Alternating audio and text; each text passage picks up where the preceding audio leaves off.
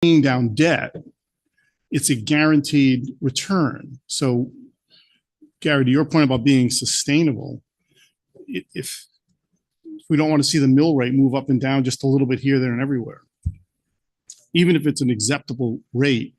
Let's just put a pause on the discussion for a second, because I think we're going to be able to get the meeting back up to Reset the path. Zoom. Hit it again. Brett one.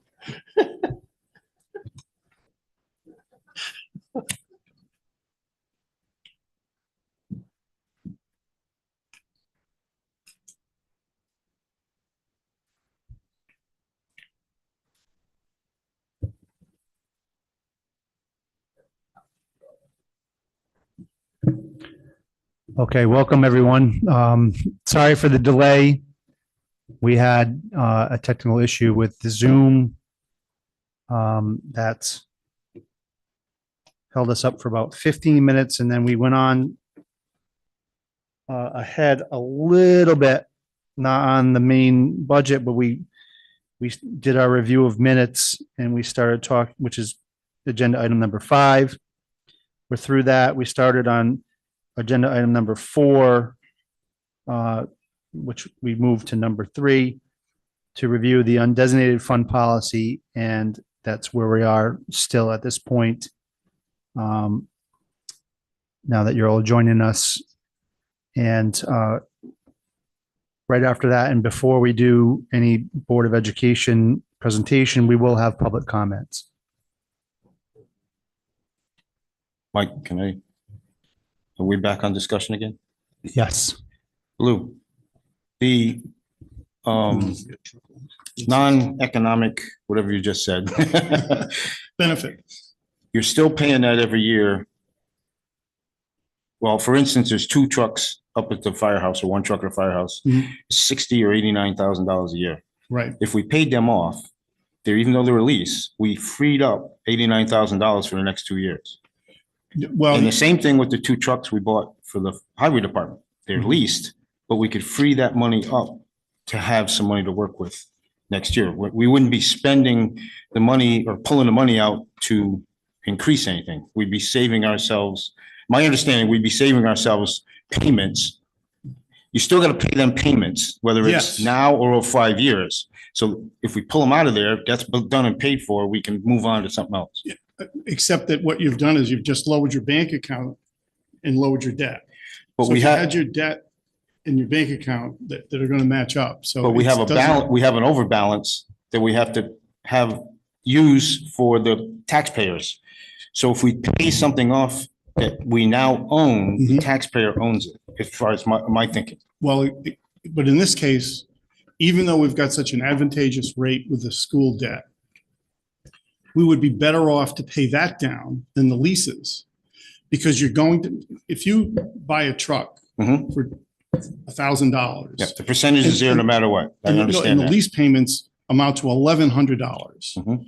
And you pay that off early, you're still paying $1,100. I fully understand that. Right. So in that case, there's no economic benefit to do that. So even though we've got such a really good rate on the school debt, we'd be better off paying that down than we would the lease, because you're not saving a penny paying down the lease. Which is another, I mean, Right, but Given- the- given but the what we're amount you're looking- talking about, I don't think will dent them, the EMS building or the school. I don't think it'll dent it. it'll lower it by whatever dollar amount you're going to pay it, thereby saving that amount of interest on that amount of debt. So you would save, as opposed to the other way, not saving a nickel. So I guess Okay. one of the things I think maybe to put into this, because there is a downside, I think, to leasing, and I honestly don't know why we do.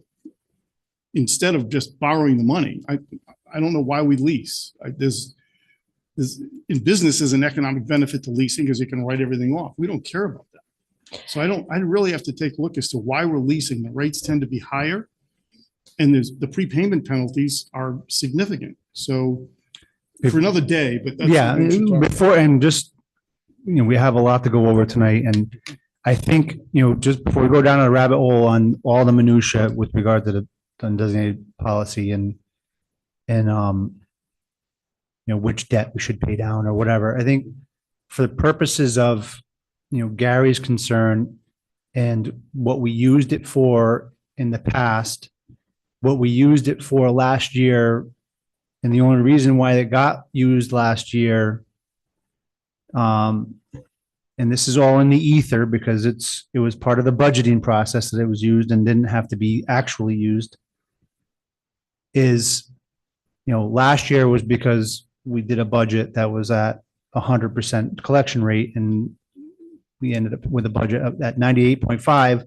That was in the red versus the black, and we had plenty of money that were going to be in the overage of the undesignated fund to plug any holes and not use the undesignated fund to any certain degree.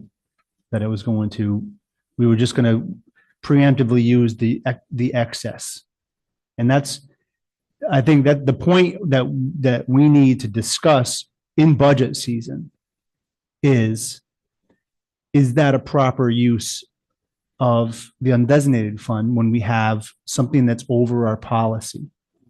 And I understand the benefit of using it to pay down debt. But if you think about it in lowering the mill rate, if you have a budget that for whatever reason would require a mill rate increase because you have capital, which we all agree is not a kick the can down the road thing anymore. We have a board of selectmen that have come in with a certain budget, and if we find that palatable, and if we come in after the Board of Education presents and in the end it's X amount of dollars above what it was last year, and all told it's going to require a mill rate increase, but we're above 17% with regard to the undesignated fund. Is there something in either budget that we can use that excess money to pay a one-time thing, paid in full, to reduce the mill rate so it's not an impact on the taxpayer? I still think that's a good use of the undesignated fund for a one-time capital item, because it does, in real effect, reduce a mill rate that would have gone to effect had you not used it. I understand where you are, Mike, and I can get behind it, but I don't think it's sustainable or long-term for the tax base. And the reason being, because we're going to go into next year with the components of this year's budget as the baseline, so it's just going to come back again. Understood. And I think that's disingenuous. I think any kind of activity like being described should be part of the budget vote by the town. That this is not something that we as the Board of Finance should make a decision to do. That's my opinion. Sorry. No, and they're valid, and I'm not trying to push anything down anyone's throats. The point, and I'm not saying I want to go into the budget season saying, hey, we got this backlog, let's let everyone run wild with their operational budgets. It's just a question of there's two facts. The budgets as we end up with may very well require a mill rate increase. At the same time that we have a budget that's over our 17%, an undesignated fund that's over 17%. And do we as a board feel comfortable using that in order to keep the mill rate stable? That's the conversation that we're going to need to have, and it doesn't have to be finalized tonight. But you were talking about there's only two uses. I think this is a proper use of the undesignated fund, as long as you already know that this year's operating budgets for both sides, that's the starting point next year. Mhm. And what we did during COVID is that we knew that we were $400,000 in the hole. When the revenue increase came in the next year, you didn't have 400,000 or 600,000 to use. You had that minus 200. And then the next year was that minus 200 to plug those holes. You know, when we had extra revenue, we plugged the holes with it like we were supposed to, like we planned. That's the only way we agreed that we were going to use that undesignated fund to plug holes in an operational budget, was to use any surplus in the following years and close that. seal that In a floor. time of economic downturn. That's the difference. We are stable. The world, you know, we're always going to have ups and downs. but 100%. We are not in COVID. No, right I now. know that. No, and I would not say that we are going to use this fund in any shape, form, if it's under 17% for any kind of hole punching, covering. So, Mike, I just wanted to level set that according to the presentation from the Board of Selectmen, we're currently at an overage of about $7,000. And the projected overage after the audit is complete is roughly $520,000. That sounds about right. And we have two line items in our budget in Exhibit D, 122 and 123, that account for 1.4 million of redemption of debt for the budget season.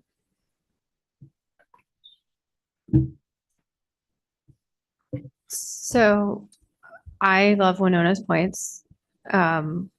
But also I don't think we're going to vote on this tonight. And this is like a great conversation to carry through towards like the end of the budget cycle. So we figure out what to do. Like, Yeah. Okay. Yeah, I put it on because Jerry had mentioned, Yeah. you know, that we have, you know, limited use of it. I want to have a discussion and say that, you know, that's the more that we look at it and the more that we agree what are the proper uses of it, the better off we're going to be in the end. It's not something we're voting on. We're not changing the policy here tonight. It's making sure that we understand as a board what the policy says. And, you know, as we go forward, what the proper uses are. yeah, no, I think it's great because then it's not like an aha moment later. Like we have it in front of us and we can. We're going to review it. I mean, this undesignated fund is something that we have to address because we are at that 17%. And we're in the middle of the budget season. We need to know what our options are. And we always have to keep bear in mind what is the fiscal responsible thing to do with that money, whether it be reduction of debt or paying a capital item. We all agree we're not in an economic time where it should be plugging holes in an operational budget. So with that, I would say we can move on from that agenda item absent objection. No, it's just a discussion. Will entertain public comment prior to any kind of, Brian, go ahead. And just at the beginning, we're going to try to limit you to 2 minutes, but okay, but you'd be more than welcome to speak. I won't be long. Okay, I enjoyed the discussion you just had. I look at it this way. I say, hey, each year we get, the Board of Finance gets the Board of Education and the Board of Selectmen's budget. They're saying we got 17%, a little bit over. Now, in my budget at home, my personal budget, when I get a little extra money, I pay my debt down.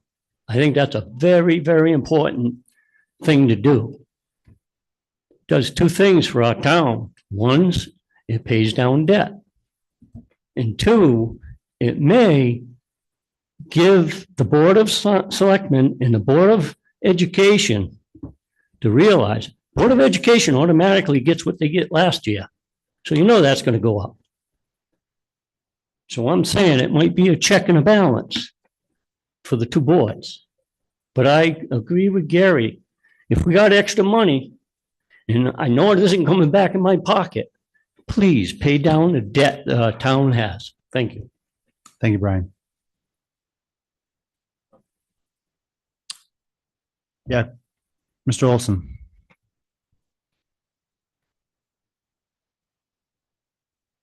Just say who you are and where you're, I know you. I'm sorry, Wyasett. John Olson, Yeah. Wyasett Road. Yep. You say that we have a budget surplus in that fund. because we have a budget surplus, then this year's budget won't be adding any more to that fund because it's full.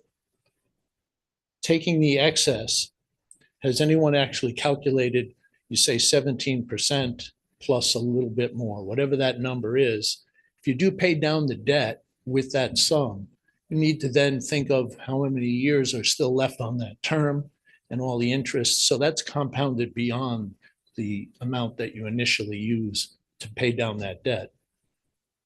Changing the mill rate is a 1-year amendment to what we all have to pay. But paying down the debt is a long-term benefit, even though it may be insignificant in the initial first 1 or 2 years. How many years are left on the loan? Calculate the interest and see how much the town saves. I think that's what you should do with it. Sure. Thank you, Mr. Olson.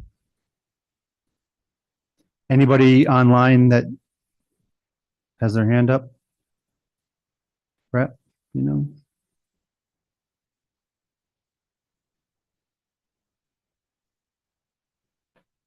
Okay.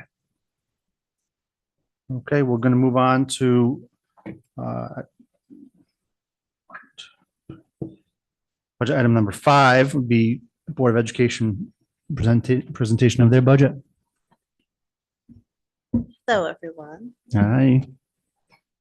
Okay, I'm just gonna wait for Brett to put my presentation up. Board of Finance, we sent you the budget last week. Yes. You all got that.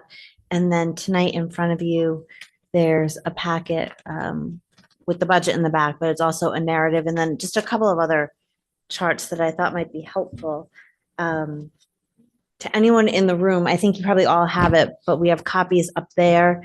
And then for anyone who's online, you can access this narrative that I'm talking about, as well as the actual budget spreadsheet by going to the North Stonington Public Schools website. If you go to the homepage and just scroll down in the news section, you can find it. You can also find it if you go under the Board of Education tab to budget reports. So I hope that everyone can sort of find the information that they need. Thanks, Winona, for advancing my slides. We'll get through it no matter what. So I think I want to start by just acknowledging the number. I know you've all seen it. And so our number is a 6.46% increase is what we're asking for. And I want to make sure that you all understand that we are not coming to you acting like that's not a real ask. We're not acting like this is typical or that we don't think it's a big deal.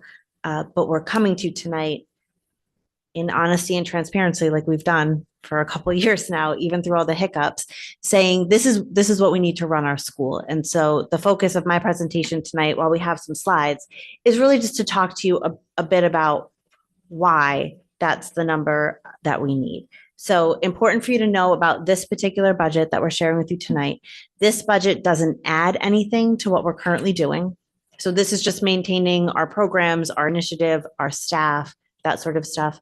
So it doesn't add anything. And you've seen us add and change initiatives over the last few years, but it also doesn't take anything away. So this budget that we're showing you does not cut any services being delivered to our students, and it doesn't cut any staff. So we believe right now that this is the best budget for us. Winona, if I could trouble you to advance the slide. It looks like there might be something else going on. Oh, goodness. Okay. Seriously.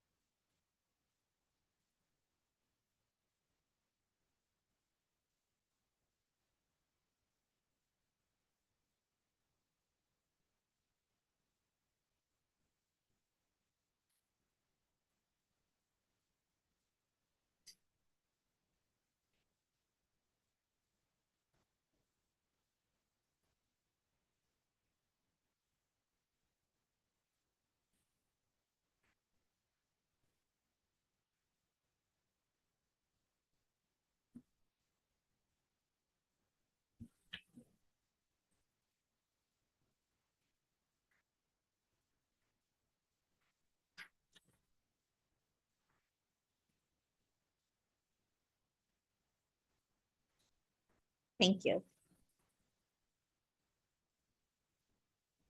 So I want to start by just talking about some of our achievements. We're going to talk about why we need our budget to pass. I want to tell you about how great we're really doing. So our middle school was ranked 14th in Connecticut by US News and World Report. And that's, I think, a big deal in and of itself. But the bigger deal is that we're so small that we never used to make it on anybody's radar. And so the fact that we're even sort of in this pool of people is a really big deal. But we've now ended up 14th. We have the highest elementary school scores in the region. When you look at, so you could see the region: Stonington, East Lyme, Montville, Groton, Preston, Brooklyn, Ledyard, Killingly, Griswold, Lisbon, and Norwich. And then you can see that we're scoring the highest in math in grades 3, 4, 5, and 6.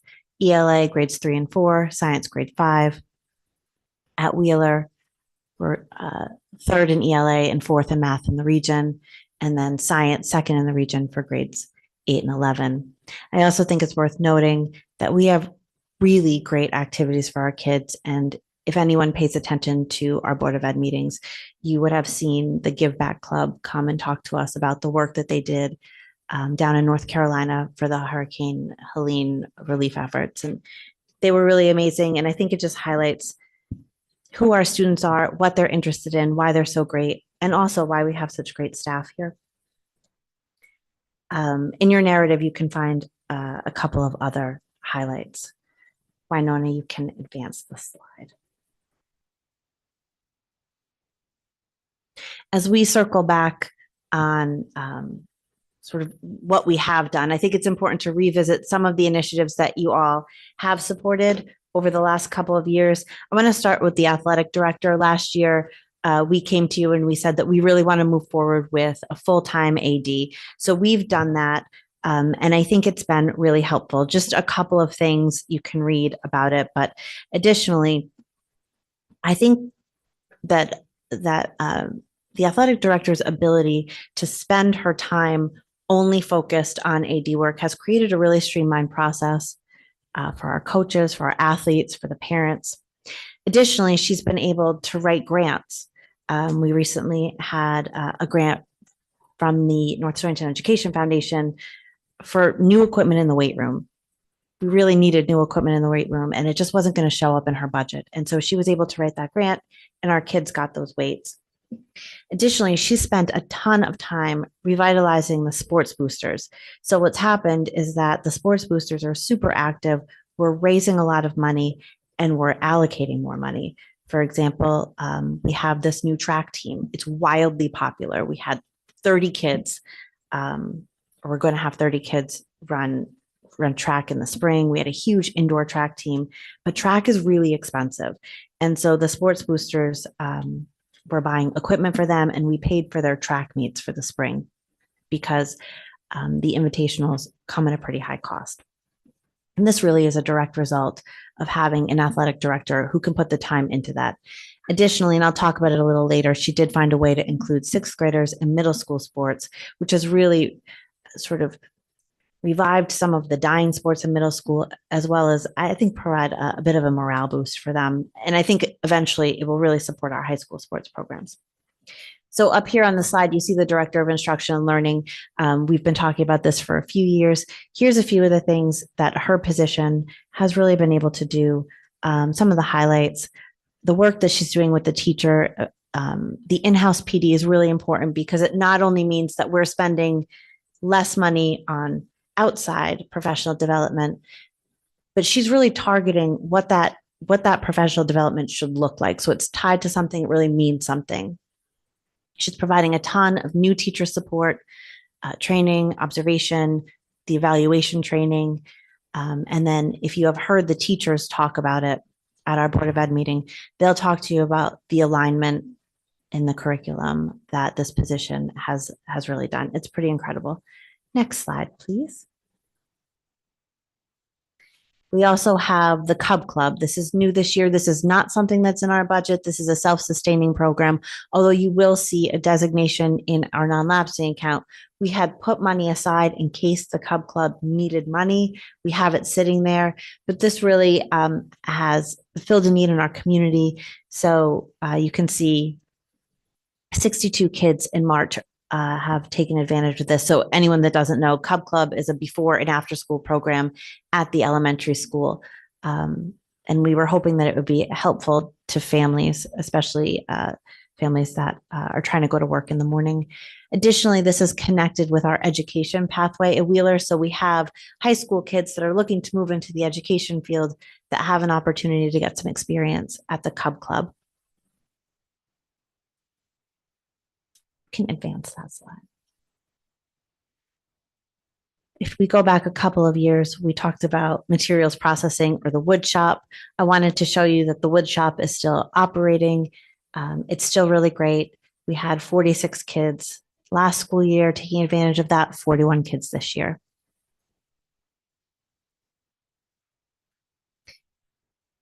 Right after COVID, we came to you to talk about the need for additional mental health professionals in the school. We added a counselor, and you can see the numbers here. I think the most notable thing here is the decrease in the 211, 911, State Trooper Crisis Center and DCF referrals. That's a huge deal at both the elementary school and at the middle high school. Of course, the alternative education program is something that we've talked about now for a few years as well, and that continues to thrive. And I think the most important thing about the alternative ed program that we should be talking about is the ability to tailor whatever the individual students' needs are to them. It's a big deal. It's helping a ton of kids be successful here. It's helping them graduate, whether it be for a short period of time that a kid needs alternative ed or they need that for their whole career. We're really meeting those needs now. So that's all stuff that we've been doing and that we're going to continue to do because we do feel like it has a real impact. So now if we talk about the elementary school, it still continues to be a really great place. I think that you can see the math scores, the science scores, ELA scores that we talked about earlier. This year, and I think the elementary school principal during his budget presentation said it best, the school is focused on improving the fidelity of what we're doing now. And so they're not adding anything new. They're working on what we're doing and just making sure it's perfect. There are some budget drivers here. They're not huge, but you'll see them. So this Bridges program, we're going to have to purchase materials for that. That cost will be stuff that they consumed this year and next year. But moving forward, we're only going to be looking at the consumables. The right to read grant is it's expiring this year, but we still are implementing and paying for it. So we're in year 3. There are consumables, software licensing, and then we have a new screening tool. In science, we have to purchase a multi-year program, so the cost this year is higher, but I believe it's for 6 years. Is that right? Our science program. You can advance the slide. Thanks. When we look at the middle high school, I want to point out not only, well, I'll say it again, that our middle school is ranked 14th in the state, but also that our middle school is really leaning into this idea of a true middle school model. We're moving into student-led conferences. So when you sit down with your parents, or your teachers, that the kids are there with their parents. And then we have the Desmos and STEM Scopes collaborative programming. That's kind of a big deal. Middle school sports was a huge, it was changed leaps and bounds this year with the addition of 6th grade. This was a problem that we had. We weren't sure how to integrate 6th grade into middle school sports. Their schedules are different. They're younger. And how are we going to do that in a way that made sense? But our middle school sports, we just didn't have enough kids. We used to have 6th grade in the middle school. We lost them. We only had 7th and 8th grade. It was really hard to fill our sports teams. Bern Macca, as the AD, was able to figure it out, and every single middle school sport was able to run this year. So this is, it costs a little more because we're running every sports program in the middle school. So we paid a little more in coaching stipends, travel expenses, officials, and supplies. But I think there was a really big benefit to our students. Can you just go back one slide for me? Thanks. So in high school, I think it's really important to talk about Wheeler focusing on outcomes and options for all students, not just our traditional college-bound students. We have the pathway program that we've talked about forever, and those come with internships that are so important. We continue to work with Preston and Voluntown. That's really wonderful. We have co-ops. I'll talk about those a little bit more later, as well as our New England Institute of Technology dual enrollment opportunities. And we're going to talk a little further about our sustainable technology plan in the presentation. But I think it's important that everybody understands that our high school programming is aligned with the idea of Wheeler's vision for the graduate. We support multiple pathways for students, whether they are attending college, they're going to join the military, enter the workforce, and the opportunities that are offered to them in the form of internships, work study assignments, that kind of thing. It doesn't just equip our students with real world skills, but reinforces our commitment to keeping students in North Stonington instead of having them seek education outside of our district.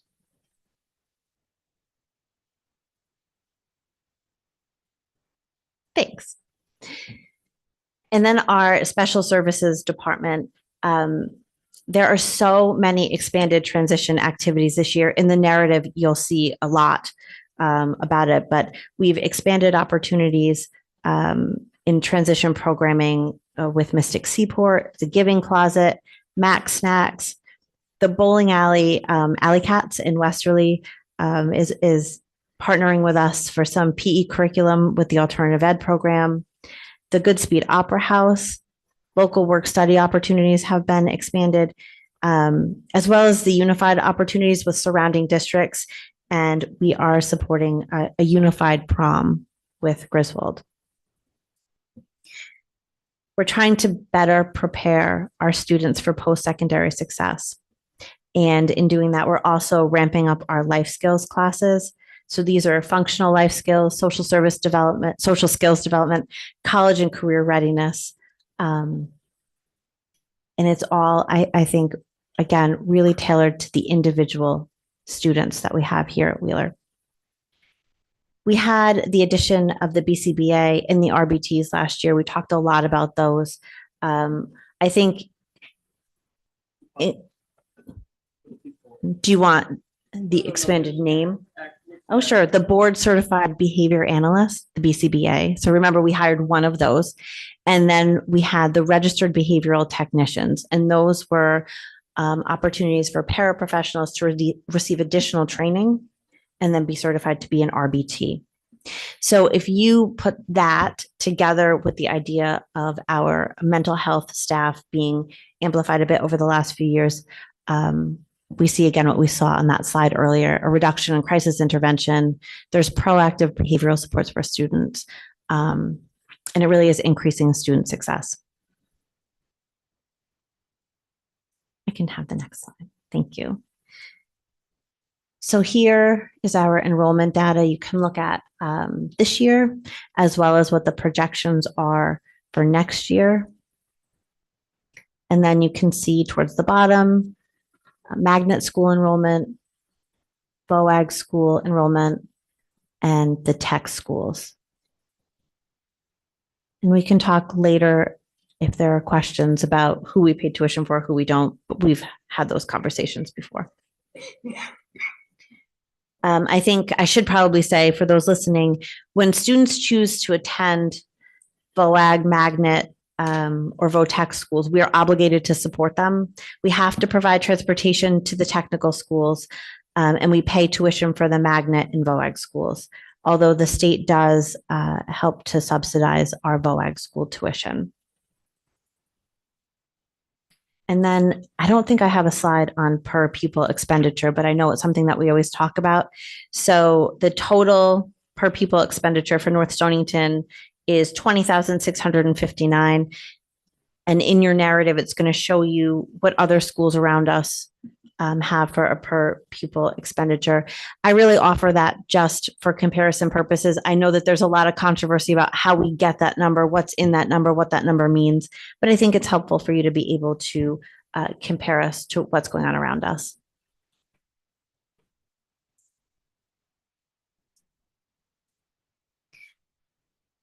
So this slide concentrates on our budget drivers. Our main expense here are salaries. It's an increase of about $500,000. And these are our contractual obligations. So we didn't hire new staff, but as most of you know, we're in year 3 of our contract, which includes a raise and a step increase. And so we knew that number was going to be big this year, but there it is. The other number that we knew about was our transportation number. We knew that it was likely to rise because we had to rebid our contract. So our 5-year contract with M&J expired, and we signed a new contract with them. And that is our increase. Worth noting that M&J is the only bus company that bids on our transportation RFPs. And they've been very good to us over the years. I think a couple of things that sort of are trending for a lot of people, an increase in benefits. Our health insurance benefits have increased 11%. Kathy will talk to you later, I'm sure, in addressing your questions, but I think it's notable to talk about the fact that Kathy actually went through what staff uses what benefits and came up with a real number. So she didn't just say, well, this is what it looks like this year, so this is probably what it'll look like next year, but actually went through and calculated it. Utilities, everyone has experienced a rise in utilities, and we're expecting to need about $105,000 extra dollars. Technology, this is our sustainable technology plan. We have some slides to talk about that later. And you'll also see that we took a large chunk of that and we're pulling it out of the non-lapsing account. What we're left with is a $54,000 increase in the technology line. Our maintenance line is a little confusing here, and I know you're going to want to talk about this line. So it shows a decrease of $13,000, and I know from listening to you and in your previous meetings that you're looking for a place for me to show you a $100,000 decrease because of the $100,000 that the town is taking over. So this maintenance line corresponds with line 70 on your budget and is sort of it's a sum of all of the maintenance. And so while we are projecting about $198,000 on that repair line, we cut that repair line back to what we're funded at. So we asked for it to be flat funded. We were funding it at $105,000 this year, and we're asking to fund it at $105,000 next year. So our projection, our actual is looking like $200,000. We're going to dial it back to 105, which is where we were at this year. So that's where that is. And you're going to see that in that specific line, not right here. This line includes our supplies that have gone up. We had to put in some overtime for our maintenance staff. Initially, in one of the first proposals, Troy was actually looking for an additional staff person. We've decided this isn't the year for that. And so we're not going to have an additional staff person, but instead we have to build in a little bit of overtime to make sure that the work can all get done. So we can dig into that a bit more later. You see central office is up $86,000, and that number looks alarming, but it's not. So $50,000 of that is our line for legal fees because we're going into a contract negotiation year because this is year 3. So we have $50,000 in the central office for legal fees, and then the other money that you see in the increase, those are professional services that we have, consulting on things like visions, HR stuff, all the things that we really need to have in our central office. And then given that we are hiring a new executive secretary, we're going to need that training for that person as well this year. So that accounts for those increases. And then you see other expenses schools. So that's a combination of a number of things that you're going to see throughout your budget document. Some of it is the athletic budget. That's increased this year as we're talking about equipment and uniforms. There's a big bump in leased equipment. And I think that you got that other chart that Dan had asked for separately that really spells that stuff out. And then you are going to see special ed contracted services. There's an increase there. Conversely, that last line, that special ed tuition, that's going to come down a bit this year. So that leaves us with that number at the bottom. And then if you adjust that number for the grants that we have of about $222,000, our increase is $997,405. You can do the next slide. And so this is how it looks. That's our increase, and that's how we got to 6.46. You can advance the slide, please. Thank you. So we lost our IT director this year and spent a lot of time thinking about what does that need to look like in our district, and what our new plan is that we're going to have an IT director from Learn, which is a consortium of school services. And so we have an IT director from Learn, and that person or people, because it doesn't mean that we only have one person. So we can sort of pull the people that we need for the job that we need, which is really wonderful. So you can have an expert in software one day, and you can have an expert in hardware or networking a different day. And then we have an IT technician from Learn 2 days a week. We still continue to maintain one in-house IT technician, and the cost for all of those services is $80,000. So our IT director was almost $150,000. So we feel like this is meeting our needs and is a more cost-effective way for us to talk about technology. Good. Thank you.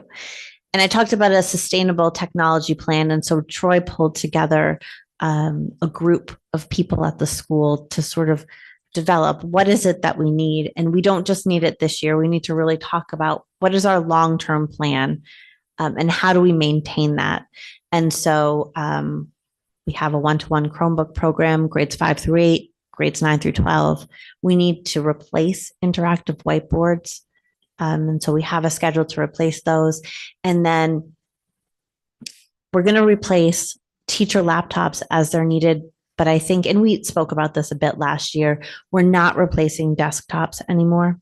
So there are some teachers that have a laptop and a desktop. As we phase out those desktops, they're only getting a laptop. So one computer instead of two. Because we have old IT infrastructure, some of it is failing. And so this year, we're including $40,000 for IT infrastructure replacement.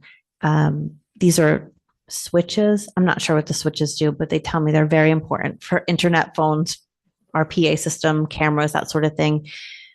We have 30 of them, and we need to replace them. So we have a plan over 8 years to do that.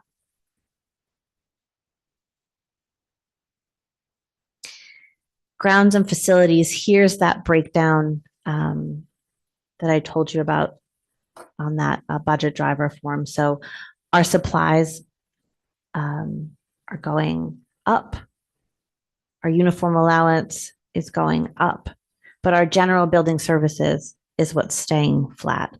And that's, again, that's what we budgeted for this year, $105,000. And you'll see the projection is to be at 198 by the end of this year. So we dialed it back to this year's funding.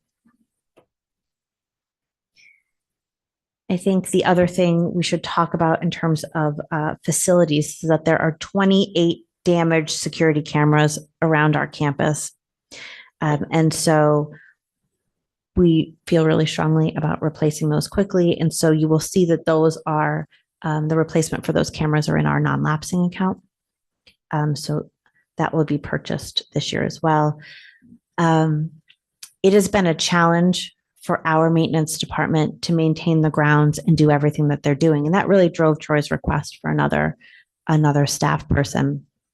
So Randy's made some adjustments. We didn't hire an additional custodian, right? It says that there, but I don't think we did that. Oh, so not next year. We did that this year. Okay. And so we're going to create with one of those custodians another maintenance position. And perhaps in the future, we need to look at outsourcing our landscaping. Right now, Troy's working with Randy to come up with a plan to manage everything that we have going on with the staff that we have. But it is a challenge, and we're probably going to have to revisit that in future budget conversations. Next slide, please. So this is the slide that we show you every year. This is our ECS funding. It's projected to be less than it was. We won't know for sure until the governor's budget passes, but we're projected to be about $100,000 less than we are this current year, what we're receiving from the state. And then our school of choice tuition is projected to be $510,000 for a total of just over $3 million in revenue to the town. And we will talk a little bit more about school of choice a bit later. You can advance it. So this is the non-lapsing list. So these are the things that were initially in the budget that we pulled out of the budget and we've taken out of our non-lapsing account. Our discussion about the non-lapsing account and using it this year is very similar to the discussion that you all just engaged in regards to the undesignated fund. This is not the way that we want to use the non-lapsing account, because we believe, much like you were just talking about, whatever this stuff is really needs to be in the operations budget, because we need this stuff to fund our school. So now we have a bit of a hole in our budget going into next year because we pulled it out and we funded it here. And so we are not super excited to do this, because last year, if you remember, I came to you and said, our budget was really exciting because we funded everything that we need to fund a school out of our operating budget. But this year is different, and we want you to know that we see that this year is different as well. We know that these numbers are big, and so we want to be team players and compromise as well. And so we knew we couldn't come to you with a straight face and ask for a big increase and have over $200,000 sitting in our non-lapsing. And so this is what we're proposing to fund with our non-lapsing account this year. These are, while they might not be one-time purchases, although the security cameras probably are for now, we're not funding positions out of this, we're funding things. You can advance that. So this is our budget history chart. We give this to you every year. And again, I offer this to you just for a historical look back about how we have funded the schools over the last 10 years. If you were to include our request this year of 6.46, our 10-year average would be 2.58%.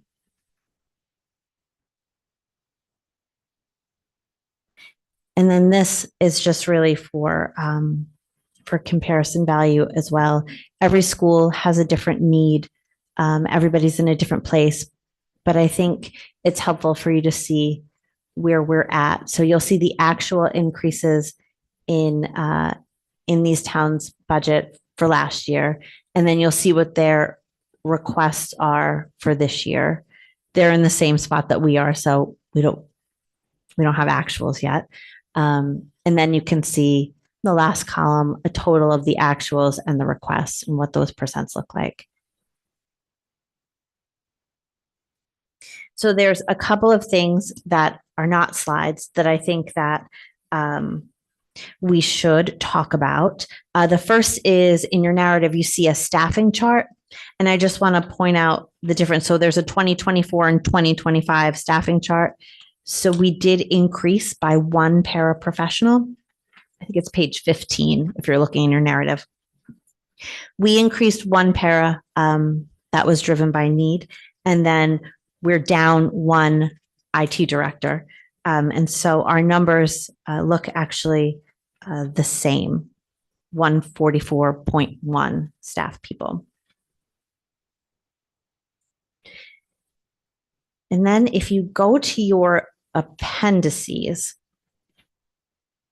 I'm going to first draw your attention to the co-op sports page.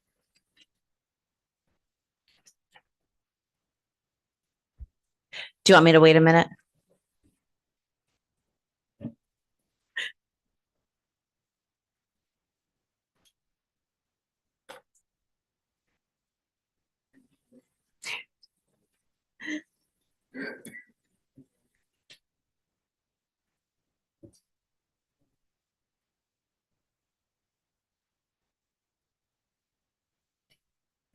I'll fill the intermission for a second. We're going to have these slides tonight? If you want the slides, the meat's in your narrative. No. So, Do you like the slides? well, I'm sort of frustrated. Okay, Troy gave us the budget. We didn't get the narrative. We didn't get the slides. they were done today. So we sort of had a standing request from the rest of the town that Yeah. we got them in advance as a Yeah. pre-read. And I understand stuff happens, but it's really hard to play catch up. We're trying to read here. It's not Yeah, matching. it for sure So- is. I think though that I spoke with you when you made that request of me the last time I was here. I said, I know I can get the budget to you in advance for you to look at. But I told you I didn't think that I could get the slides or the narrative piece. So I think the slides are just like a pretty nice Yeah, thing. but I need. but it I'm all happy in to my- send them. In my mind. So Send them I'm to you. nothing, I'm not going to comment tonight on what was presented because I don't have time to absorb what I saw on the screen versus what we received in the narrative. I need to connect the things in my mind. Sure. Yeah, understood. And I don't think we have a meeting on Monday that's not going to be canceled. So we're going to be able to digest this amongst ourselves. And it's online now, but I'll make sure that you all receive a copy of the slides as well as this. I want to address something that I've heard from a lot of people, and I think it's worth talking about because it made me think. I hear people say, I really celebrate all the programs that you provide our kids, and I think it's really great. And I'm with you. You guys are doing a great job. But maybe we're offering too much. We're a really small district. And at first, I thought that was silly. Why would that matter? And then I thought, well, maybe it does matter. Maybe we really have to think about it. What is the cost of the stuff that we're doing? So I looked into it a little bit more, and I think I can draw some correlations, mostly anecdotal though. So if our goal is to develop every student, not just our traditional college-bound kids, we really have to be creative in doing so. And I think that our size provides us with some leverage to do that. So we're small enough to look at the individual kid's needs and find an opportunity just for one kid. And because we're so small, we can find flexibility in the schedule to make that internship work. I think it's easier. We pivot much more quickly than a larger school. And I don't think that there's a cost associated with that. One of the things that I showed you earlier was the New England Institute of Technology dual enrollment program. This is our first year that we've ever done that. We had one student that was interested in an automotive program. We don't offer that. So there's this program at the New England Institute of Technology where he can complete his Wheeler requirements during his senior year. And he goes up to New England Tech and he takes these automotive classes as well. When he graduates, he's a senior. So when he graduates in June, this student is halfway to his associate's degree. He hasn't had to pay for New England Tech this year because we have a title grant that will pay for that.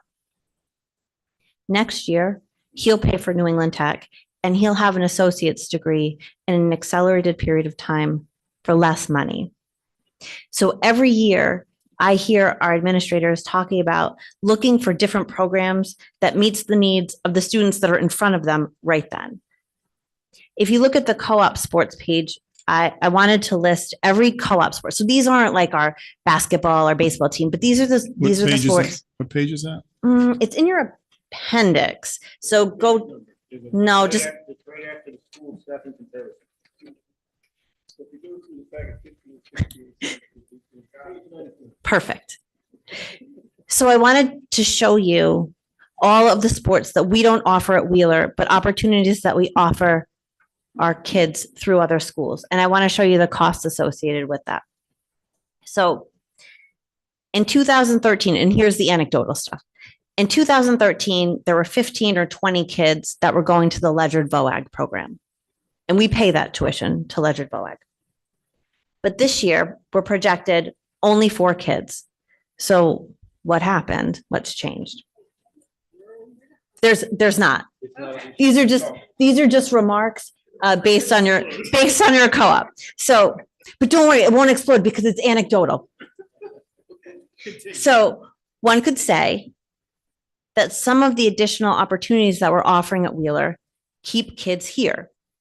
You could say that co-op sports and the addition of a football program played a role.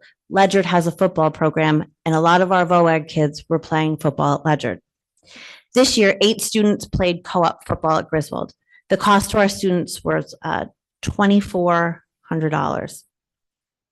If there was no co-op, and 6 of these 8 students wanted to play football really badly, and they applied to Ledyard VOAG, our tuition payment to Ledyard VOAG would be equal to the total cost of our co-op sports. The co-op sports program, well, it seems, I think when we talk about it, people do say, oh my God, why are you letting one kid go do this? This is ridiculous. But when you see the hard costs associated, you'll see that 38 students this year have taken advantage of our sports co-op program. That's a big chunk of Wheeler kids, in addition to the kids that are playing our traditional sports. Here at Wheeler, we have about 65% of our students play some sort of sport. So our co-op program is providing opportunities for our kids, but it also makes financial sense. We can't ever afford a football team, nor do we have enough kids to have a football team. But because we provide that opportunity, perhaps we're keeping our North Stonington kids here, which is great, but it also is more cost effective for us. If you go to the 6-year staffing page, so I think it's right after that co-op sports, or right before, you'll see that that's a look back, because I think that we've talked a lot over the years about how we've sort of exploded in hiring.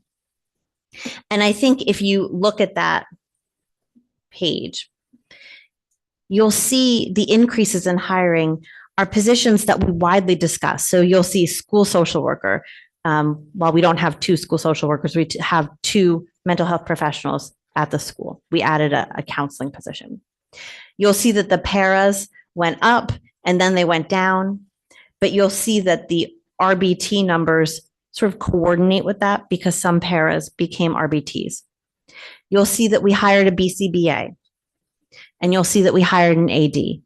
So what I want you to see here is that our regular ed teachers, our special ed teachers, those numbers have held steady. We're not hiring people at a rate where we're trying to keep up with our tuitioning in students. These are our numbers. The numbers that we come and talk to you about are really the numbers that we talk to you about. These are the same things that you've been looking at for a long time. And so as we talk about school of choice, and we're looking at that, I want to remind you of the first year, that 2020, 2021 year of our school of choice program. I think we had 4 kids. It was pretty insignificant money, maybe $50,000 to the town. But next year, we're predicted to bring in just over $500,000 in revenue to the town. And that to me is really exciting, because I think that that is significant. We have a real program here. And when you're looking at the staffing charts and the cost of programs, I think you'll be able to see that we haven't had to add things to support this school of choice. And I think an inference, at least that I can make, maybe you can make it as well. We offer these kids to our Wheeler students, regardless of who's coming in. And we've always offered great education to our Wheeler students. I don't think that we've come to you and asked for an initiative or a program or a staff person that we wouldn't have if we didn't have school of choice. The only difference now is that we've been able to monetize it. So now these services that we're providing to our kids at Wheeler, other districts want to come in and they want to pay for those services to their students as well. So we always talk about this, but I want to note again, these these kids that are tuitioning into our school, they're really part of Wheeler now. They contribute to us academically, socially, athletically, and they provide an income stream to the town that I feel really proud of. And I know that sometimes I feel like I'm not supposed to be proud of it because I'm not supposed to say we're bringing in so much money, because we cost a lot of money. But I think I'm telling you that I believe that we would cost that much money regardless of whether we were bringing in this money. And so this is something that I'm really proud of now that it feels significant. Just to clarify, because you said Sure. we've taken in $500,000 We are projected next year for to bring 500. in $500,000. Those are the funds that we had that discussion at the tribe goes to the town. Right. Because those numbers. Absolutely. Those numbers are in here Absolutely. that we're paying for, but getting reimbursed from those towns. Right. So I'm not telling you that that's our money. I'm telling you that it's yours. No, exactly. Well, but what I was going to then go to is, and we had talked about this at that meeting. So that's the special education funds that you're talking about, not the regular tuition funds, not the alternative ed program, because those are programs that we're already running. So those aren't the extra money, right? So it's wrapped in there for sure, but it's not, that $510,000 is not indicative of money that we have to spend on our end to balance over there. Well, no, that's what I was getting at. One thing that might be helpful in support of that is to tell us how much it does hard costs for those individual students. That would be a good thing for us to know. And I think that that's something that you ask Kathy to look at in the future. And I think she's going to be able to track that for you. But I think we've moved past the point of us saying, by the way, we need that money back, because we got it. You already got it. We got it that So night that's when you that's said never coming back. it But- made it so clear. And so we've sort of moved past that. But that $510,000 is representative, not just of that cost that you're talking about, but the regular education students that are coming here that we're not requesting. We don't ask for it in our special education budget. But it's in the budget. It would be in the budget anyway. There's no additional cost for a regular education student who's attending our school. Right.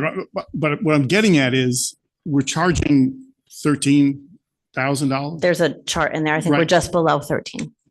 It doesn't cost that much for us to educate those kids. No, Not even close. no, So I think it might be a good thing to highlight that. That's all I'm suggesting. for sure. And that's To- what I to think that show us what the perhaps numbers I was going in a too roundabout way when I'm telling you, I think that we're providing this stuff to our kids anyway. And we just have people that come in and can take advantage of it and pay us for it. I don't believe that we're creating an additional cost for you for our school of choice program, because some people say to me, we should get rid of this school of choice program.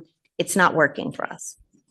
Well, I think, again, it'd be really good to have those numbers in your pocket, because in this package, you're saying it costs on a per student basis $20,000.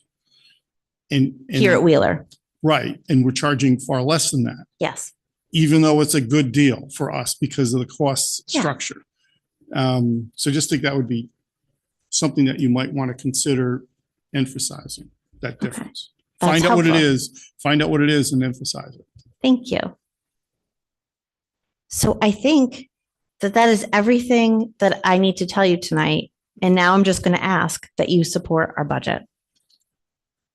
Do you have questions that I can answer? I also have Troy, I have Kathy, and then online, I can't see them, but Winona can see them. I also have the high school, middle school principal, assistant principal, the elementary school principal, the director of special services. So if you have programmatic questions, they can answer those as well. Are we asking questions about the line items in the budget tonight, Mike? Can we?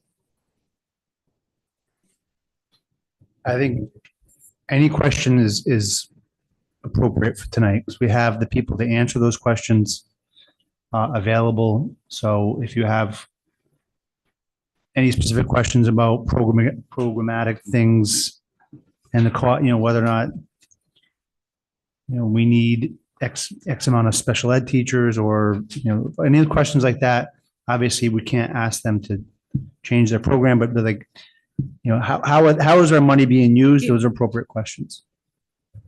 So, I do have a number of questions if Please, I can have I the think you should floor. start. So, I ran some analysis on the spreadsheet that you guys provided us last week, so I appreciate that. And looking at the 26 proposed budget over the 25 forecast, which the forecast is what I understand is where you guys think you're going to be, right, at the end of this fiscal year. I'm still seeing increases in salary. So realizing that we're not adding any positions. So I just want that to be clear. There's no positions being added, but I'm still seeing increases in salaries that are near and above 5%, almost line after line after line. So I'd like a general comment on that because that seems significant. And then there's a couple of line items, specifically substitute teachers. That's an increase of over 10% from the 25 forecast. And the nurse is 16% increase from the 25 forecast. So if could we just hear some color around that section to begin with, please? Sure, we can start first with the teacher increase. So contractually, we're above 3%. And then we have the step increase as well. So if you recall last year, I came to you and said, hey, we made a mistake. We have to back out about $100,000, $150,000. Mhm. It's because we put it in last year. It's realized this year. This is a step increase year. Right. Yeah. And then I think that Kathy, maybe you are best suited to answer the question about the forecasts and the nurses. And Winona, what was the other? The Substitutes and the substitute nurses. teachers is up 10.25%, nurses 17%. In terms of the nurses, this forecast, I think, is a little light for the nurses. We're finding that they're spending more time with the kids than we had budgeted for. I don't necessarily think it's a bad thing, because as you saw, we've had a decrease in emergency calls and so forth. In terms of substitute teachers. Hold one second. Yeah. So you said we've had a decrease in calls, but an increase in spend. So Well- that means that instead of calling out, we're utilizing in-house staff to deal with Right. these situations. Right, Okay. they're spending more time with the kids to calm them down and get them back into the classroom. In terms of substitute teachers, I think I'm going to let Troy speak to that one because there are certain building subs at each building, and we've cut back this year, and I think it's been difficult at the elementary school level when folks call out to for coverage, and maybe it's Rob that could speak to why we're increasing that. But we cut back this year, and it's been a struggle for them. What happens is they have to take a teacher and put a teacher in that classroom when it would normally be their free time. And the teacher charges us for the time they're in the classroom at a rate of $43 an hour. So you're paying a per diem substitute $125. And we're cutting back. But yet when a teacher goes in to cover each and every class that somebody's out sick for, it's $43 an hour. So it makes more sense to put the money into a $125 a day temp than it does to pay a teacher to cover during their free period, if that makes sense.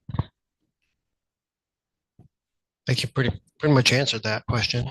That makes sense. I guess I don't want to jump ahead of your questions, but I think maybe on a global level, between last year when the budget was made last year and issues you ran into in the actual year,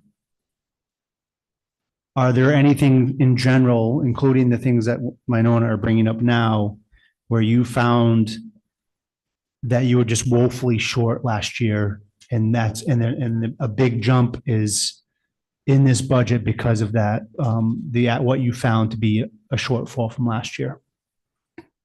You understand my question? Yep. Oh, and to be clear, the numbers I'm quoting are off of their reforecast. Right. Well, I understand. But 158. So it's even higher than the original 24 budget. Right. Which I did not quote off of. Our Right. forecast is 160,000 and the budget is 175,000. So Yeah, it's an additional 15,000. Hi, this is April. Could I add some Correct. information about the nurse? No. Looks like it's not. So I believe that, correct me if I'm wrong, but I believe that line is also like if we have maternity leave, we hire a long-term substitute teacher. And that's partly why that line is forecast to be over this year. And we don't, it's hard to predict. You know, we know, we don't know regarding maternity leaves. And it can cost us more money when that happens. Well, I'll let Winona continue with her specifics. But, you know, I think in general, once that's done, was there things that you found that you budgeted last year that are now blatantly increased because last year they were short? I think you see that throughout the spreadsheet. And I think that that was one of the things that was a bit jarring to us at first. And one of the reasons why we asked Kathy to add the forecast for this year to the spreadsheet, because it seems the numbers didn't tie to anything, but now you can see there's an increase, and the increase is because what we budgeted for and what we're actually spending are two very different things. So we could name them, but it might take another hour. So as you're looking down here, you'll see where there's big percentage jumps. And that's just because we didn't calculate accurately last year. Hi, Although I can will you say guys hear to me? Winona's point, and also to what Troy just said, in the elementary school substitutes for this year, we had a maternity leave for part of the year and paid a long-term sub, which is a higher rate. We don't know if we're going to need a maternity coverage next year, but we did plan for it. And part of that increase is planning for the coverage. So, you know, more kids, if we don't have more kids coming in, then hey, we can cut it back. Hi, this is April. Can you guys hear me? So a couple of the other questions that I had that's not specific line items on here. And a couple of these I realize are coming out of the non-lapsing account, but I'm just curious. So I read in the commentary that you want to add for the 1-to-1 program, you want to add laptops to grades 5 through 8, but I only see, I don't know, like 60 laptops in the budget, and that looks like it's 200 kids. So can you just reconcile that for me? So we have laptops already in use there. If Okay, that- if that that's not makes how it sense. read, but okay. Yeah, it's a little confusing. I think that we're committing to that 5 through 8 program, and Kristen could probably speak to it if you need something more in depth, but because of the way that we're testing now, we really need kids to be able to have access to those devices. It's how they're being taught and it's how they're being tested. So we have, because we're still working off of those COVID computers, we have a bunch of laptops around. This is just what this sustainable technology program needs to look like to maintain that. Okay, just before, who's April? Yeah, I see. I would just like. April is our Director of Special Services. Okay, Okay, let's she was trying to unmute her. to speak, and so was Kristen. St. Germain. Are you Hi, okay can with everybody recognizing hear them? me? Yes. Can you guys hear me now? April? Can you guys hear me? I don't think they can hear me. Or No, Kristen? we can hear you online, April, but I don't think they can hear you in the room. Oh, okay. Thank Show you. that she's unmuted. Oh my gosh, turn your volume up. I Yeah. bet your volume's down. Can you guys hear me now? Yeah, I bet Can your you hear me volume. now? Yeah. Did you turn the volume up? Oh, there we go. Can you hear me? Okay. Yeah. Hi, April. Hi, everybody. I just wanted to go back. Sorry, I was trying to unmute before, but about the nurse, I just wanted to add some information for Kathy. We have nursing that supports the Christian Academy in town. So that's additionally where when we have a sub once a week, somebody's also going to the Christian Academy to support that need as well. Yeah, just turn that up a little bit, chat.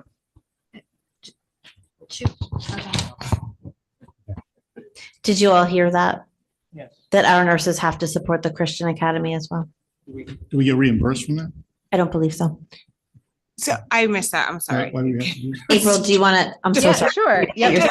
So we have a sub nurse that comes once a week to our elementary school, and then our elementary school nurse goes to the Christian Academy to support the nursing needs at the Christian Academy once a week.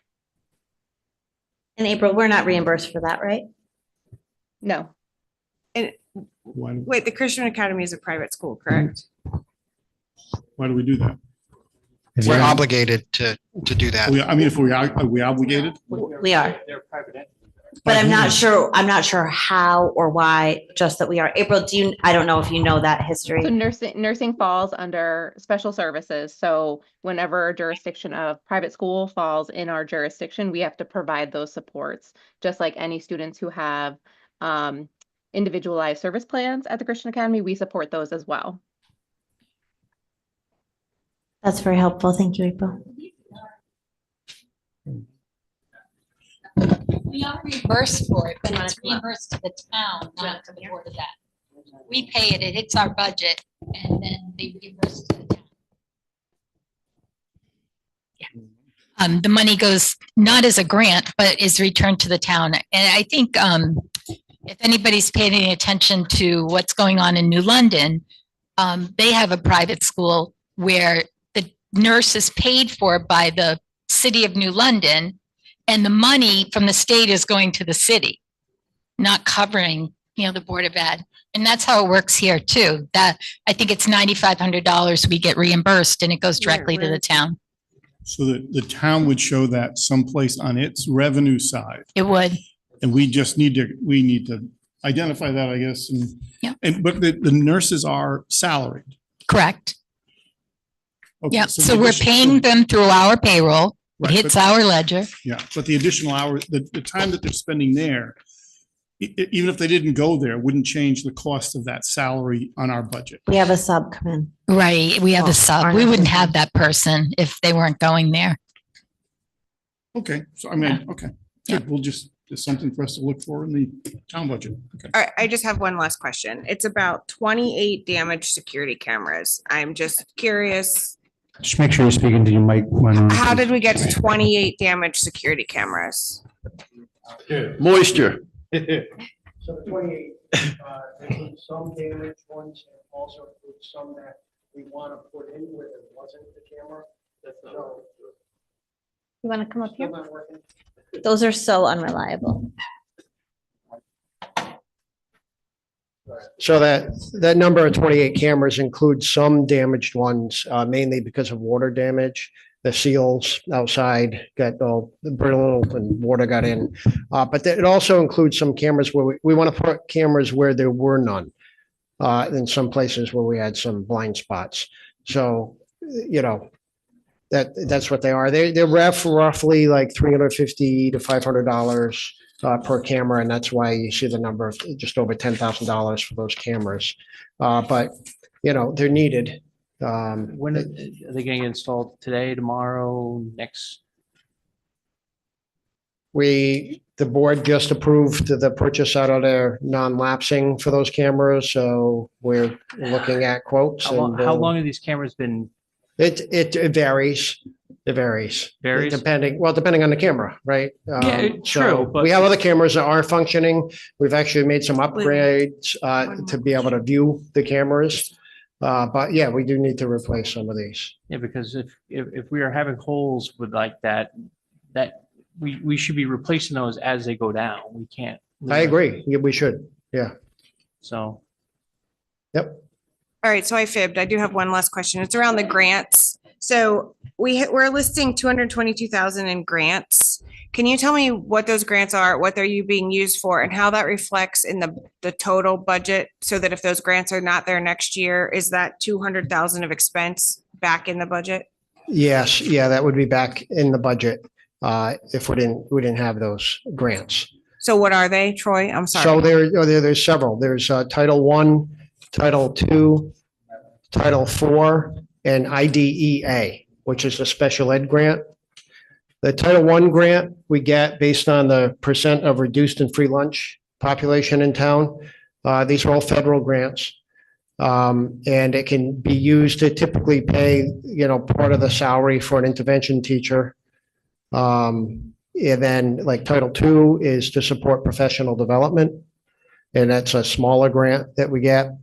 Then the Title IV is for kind of innovative new initiatives. And that's where we got the money to pay for the kids at the New England Institute of Technology, because that was a new initiative. And then the IDEA grant is the larger of all the grants, and that's a special ed grant.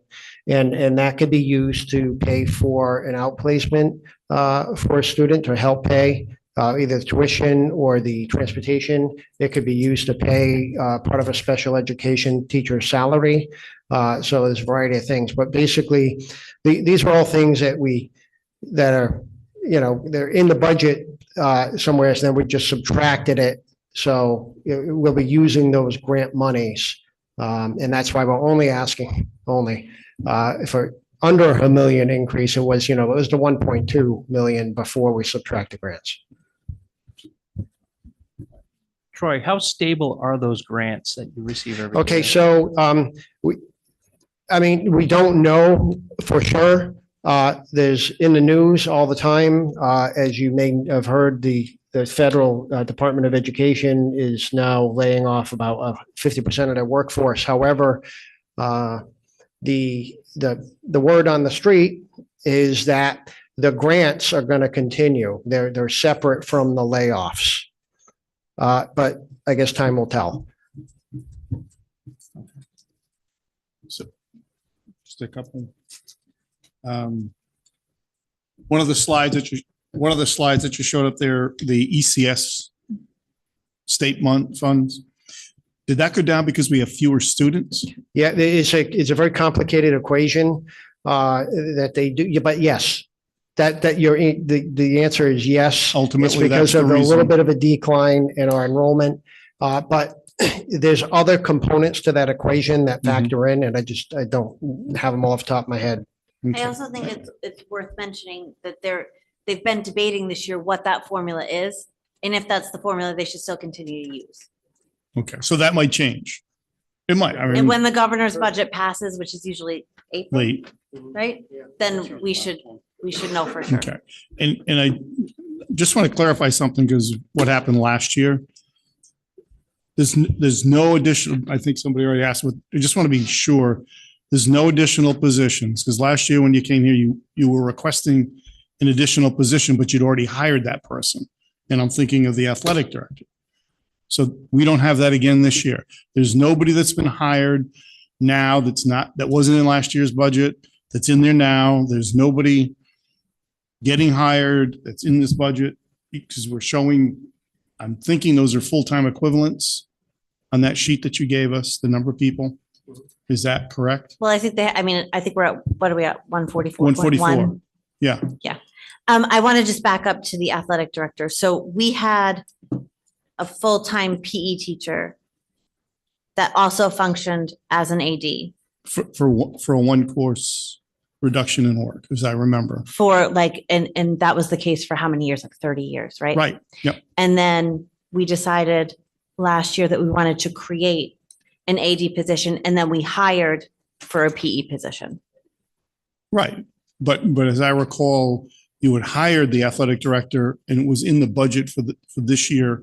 And when you proposed it last year, so we're going to hire this person, but they were already hired. You'd I don't already put think that she was- person. I don't Yeah. think she was already hired.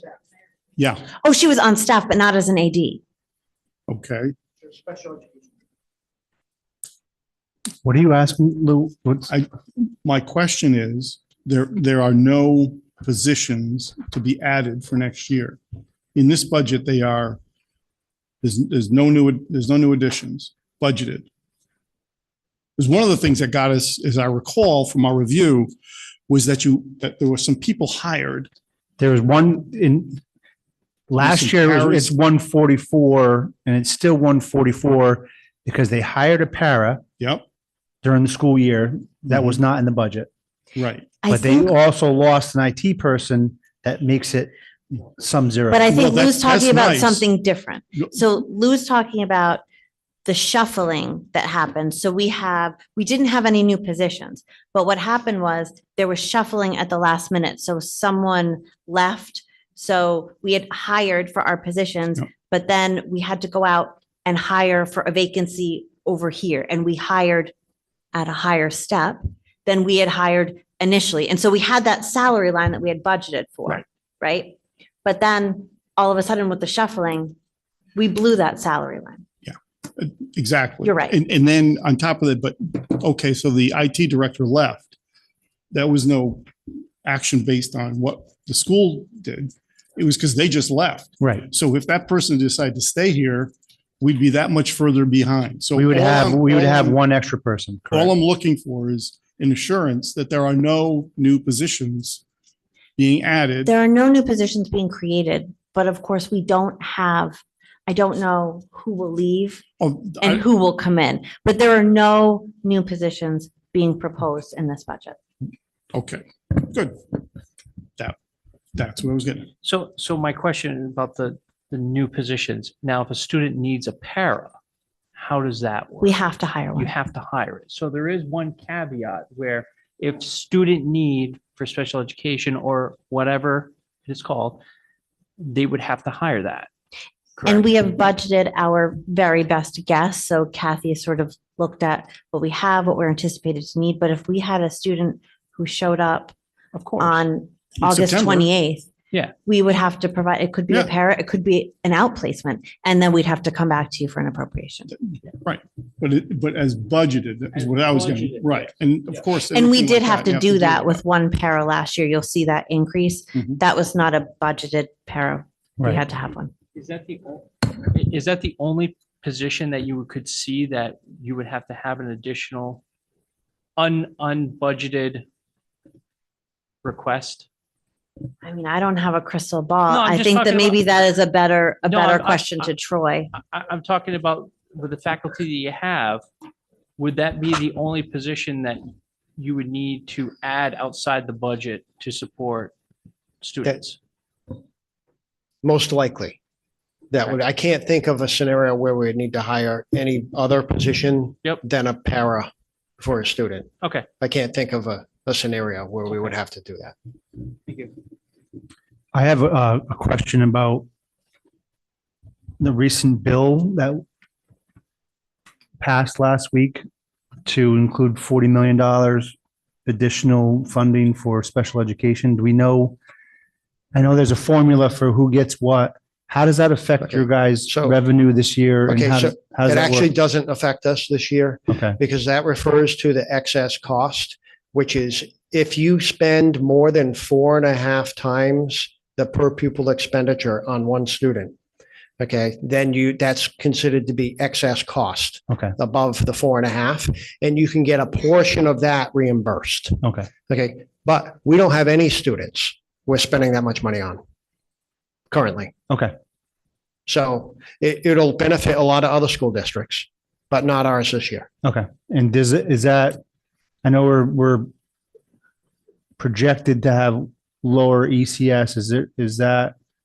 Are there any, have you heard of any additional monies being proposed to, because I know special ed seems to be one of the big drivers of our budget.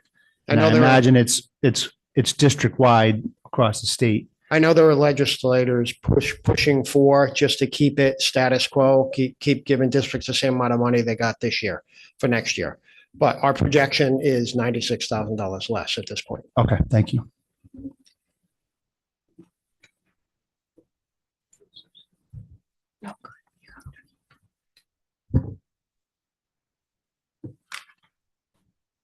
Hi. So I just have a couple of questions for transparency. The first one I'll say is the professional service consultants. What's that increase there? So I think, is that in the central office line? Yes. So those are Tyler Technologies, training for Infinite Visions, training on HR stuff, and Learn, right? And they give us a lot of support. Okay. And then on line 92, the software licenses, 181,549. Can Kathy, you go do- into more of what the software licenses are for the Yeah, and school I think we beside- can- I think I know Google's probably a big one, but what else? I think we can also talk about the savings that Kathy realized. We talked about it at our last Board of Ed meetings, but it's not reflected here for you to see. Kathy, do you want to talk about the software line? Come on up. So Amy's asking if you could talk about what's in that line. And I mean, certainly we could get you a spreadsheet, Amy, of, Well, it's $250,000. yeah, So we can just to know, so expand on the it for town sure. knows.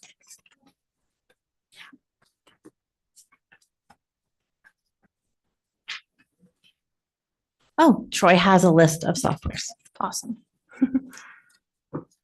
Yeah, we actually have, it's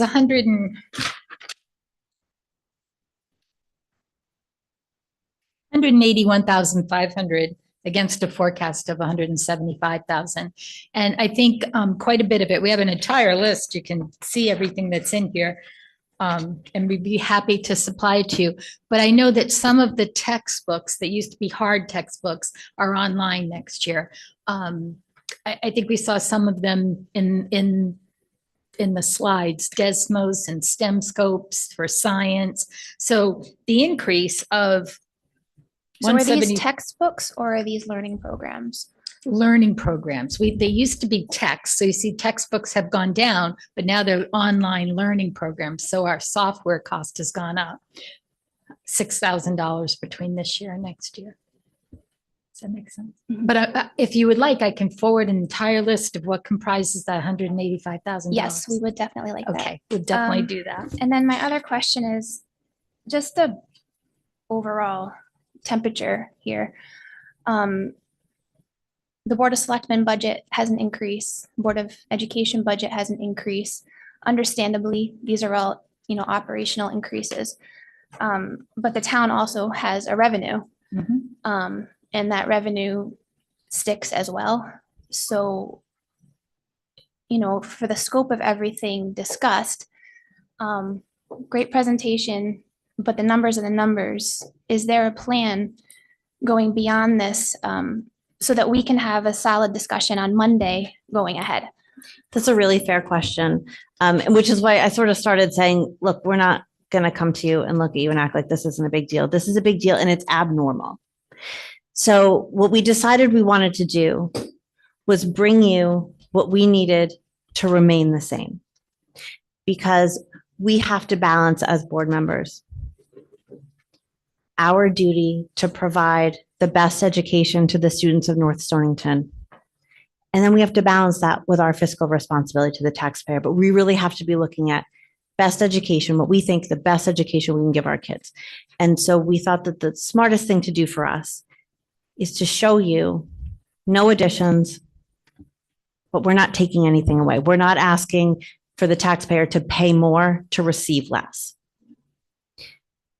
If you tell us, and we will look to you for direction, what that cut has to be, and I know there'll be a lot of conversations about them, then we will go back and we will talk about what that will look like and what the impacts are.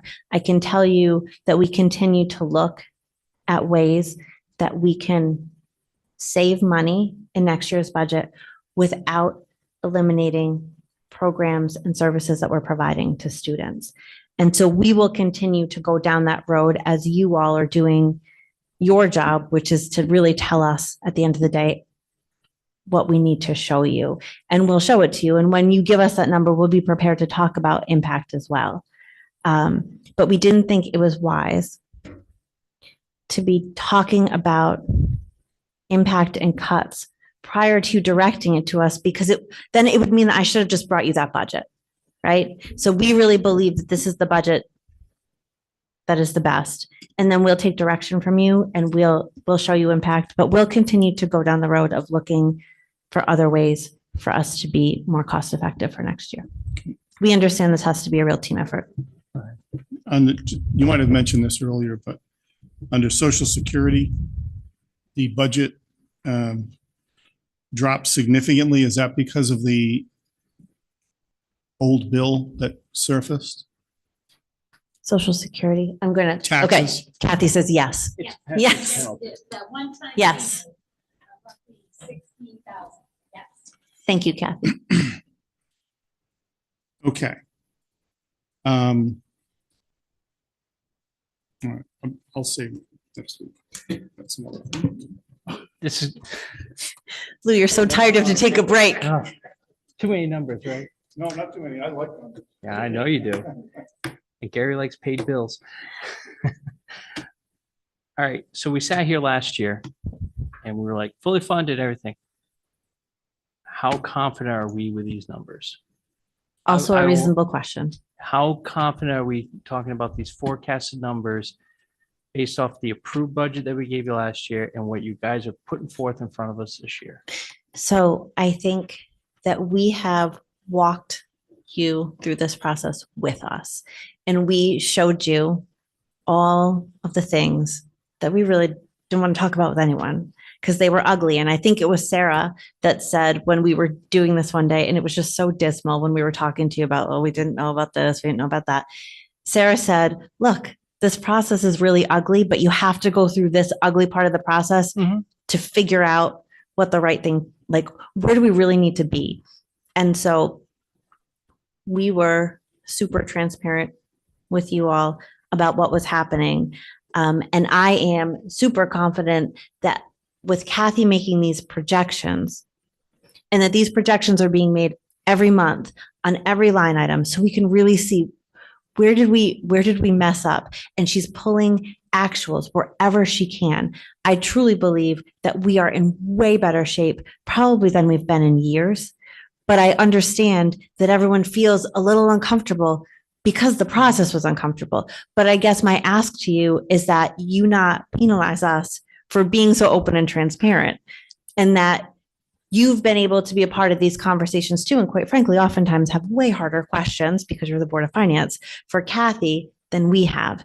And I hope that as you're seeing her reports and you're getting these questions answered, that you're also feeling a little bit more confident that our numbers are right.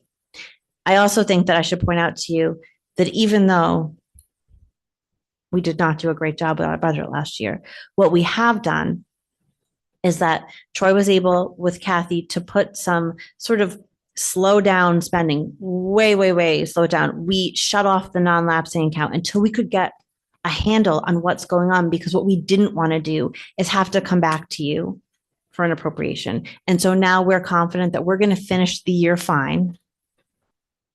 And we're confident that we can make these expenditures from our non-lapsing account this year, because we're not going to need them to plug holes in our budget that we're currently in. So I think if I can speak for the board, I would say that we're really confident in the work that Kathy's done and her projections in this budget. So this kind of leads into what, we were talking about with the undesignated fund and a little bit of projection going forward. What are you guys seeing for the future budgets for the Board of Ed? Because like Gary was saying, we do not want to start going on this path where this year it could be whatever percentage, and next year it's another 5 or 6, and then it's another 5 or 6, and it's another 5 or 6. And what used to be the 1.5 to 2 is now 6 is the new norm.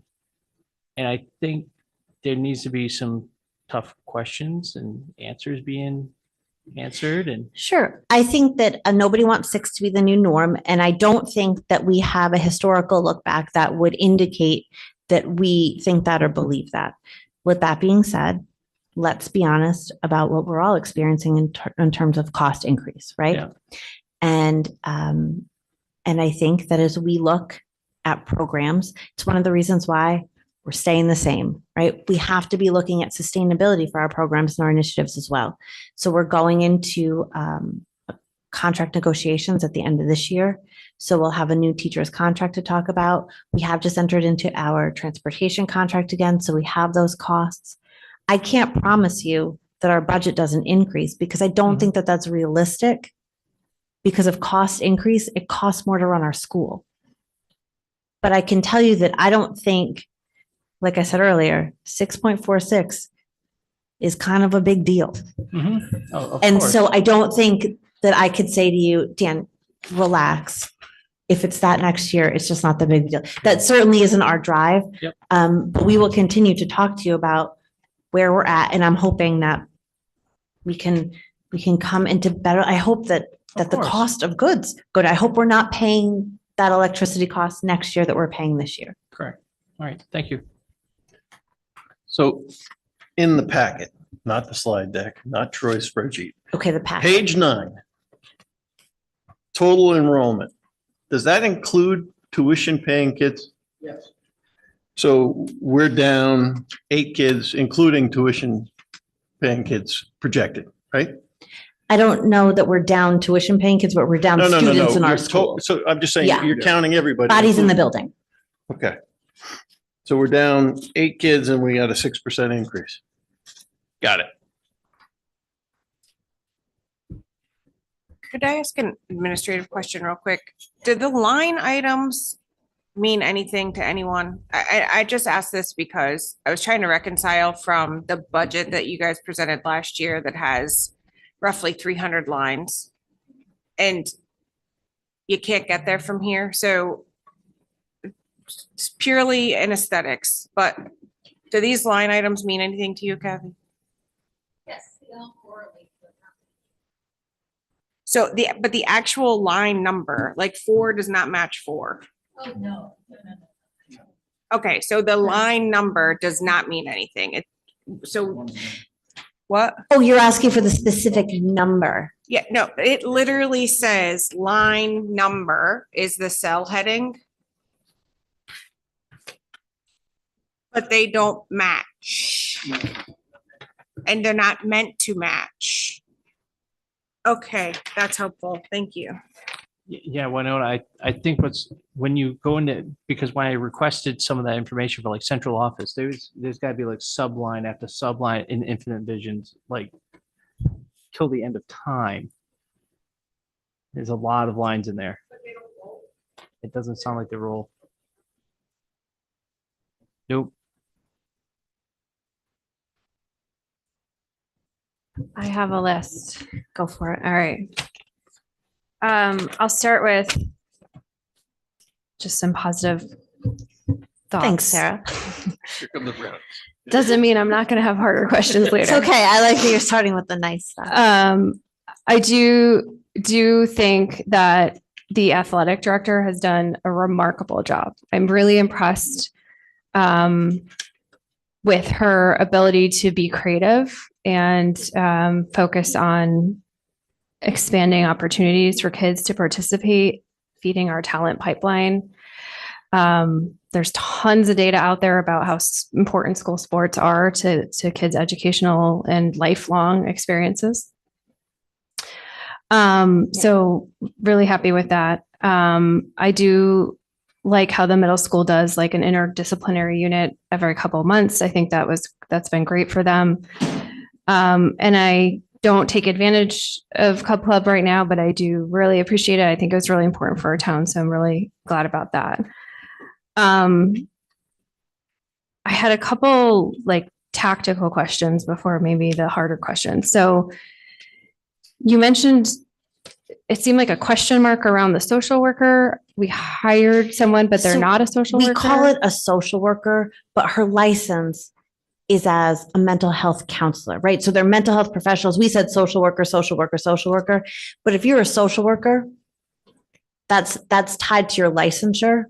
So she can do effectively clinical work, right? Like a social worker can, but we hired someone with a counseling certification. And so I'm a little sensitive about those certifications and those differences, as I think are people that are licensed to do those things. So I don't like to call her a social worker because she has an accreditation and it's not a social worker accreditation, but they effectively do the same work at our school.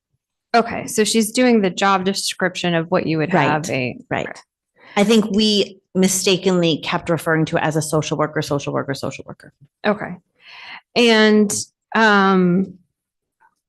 I think I had heard, but I'm not seeing it anywhere in the budget, that a reading specialist from the elementary school position was going to be eliminated. Is that not That is true? not reflected in this budget. I was going to have an issue with that if it was, so just She's got to regroup. so you know. No, there's plenty.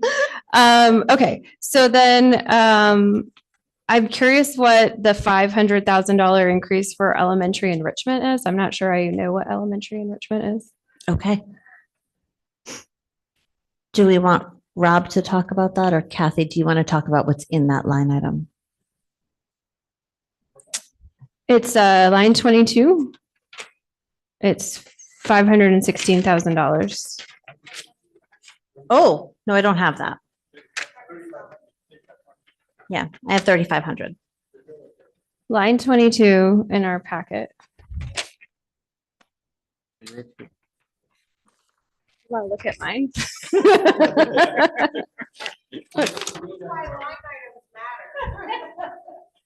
Oh, you dropped down a line. Oh, that's the total. Yeah. I'm sorry. Okay. I couldn't read across lines apparently. All right. I'm really glad it's not, because I was really hoping Kathy had such a good explanation for that. And I was thinking it was an incredible oversight on my part. No, that's great. That's great. That's great. Okay, so transportation, is the increase in the total, I know part of it is rebidding, but are you adding back the bus that you eliminated last year? No. So this is just the Costs a little more. increase. Yeah. Okay, Oh, I guess it's a lot more. across the scope of the contract. Yeah. Is this one 5 years, like the last one, Troy? 5 years. Okay. All right, so I think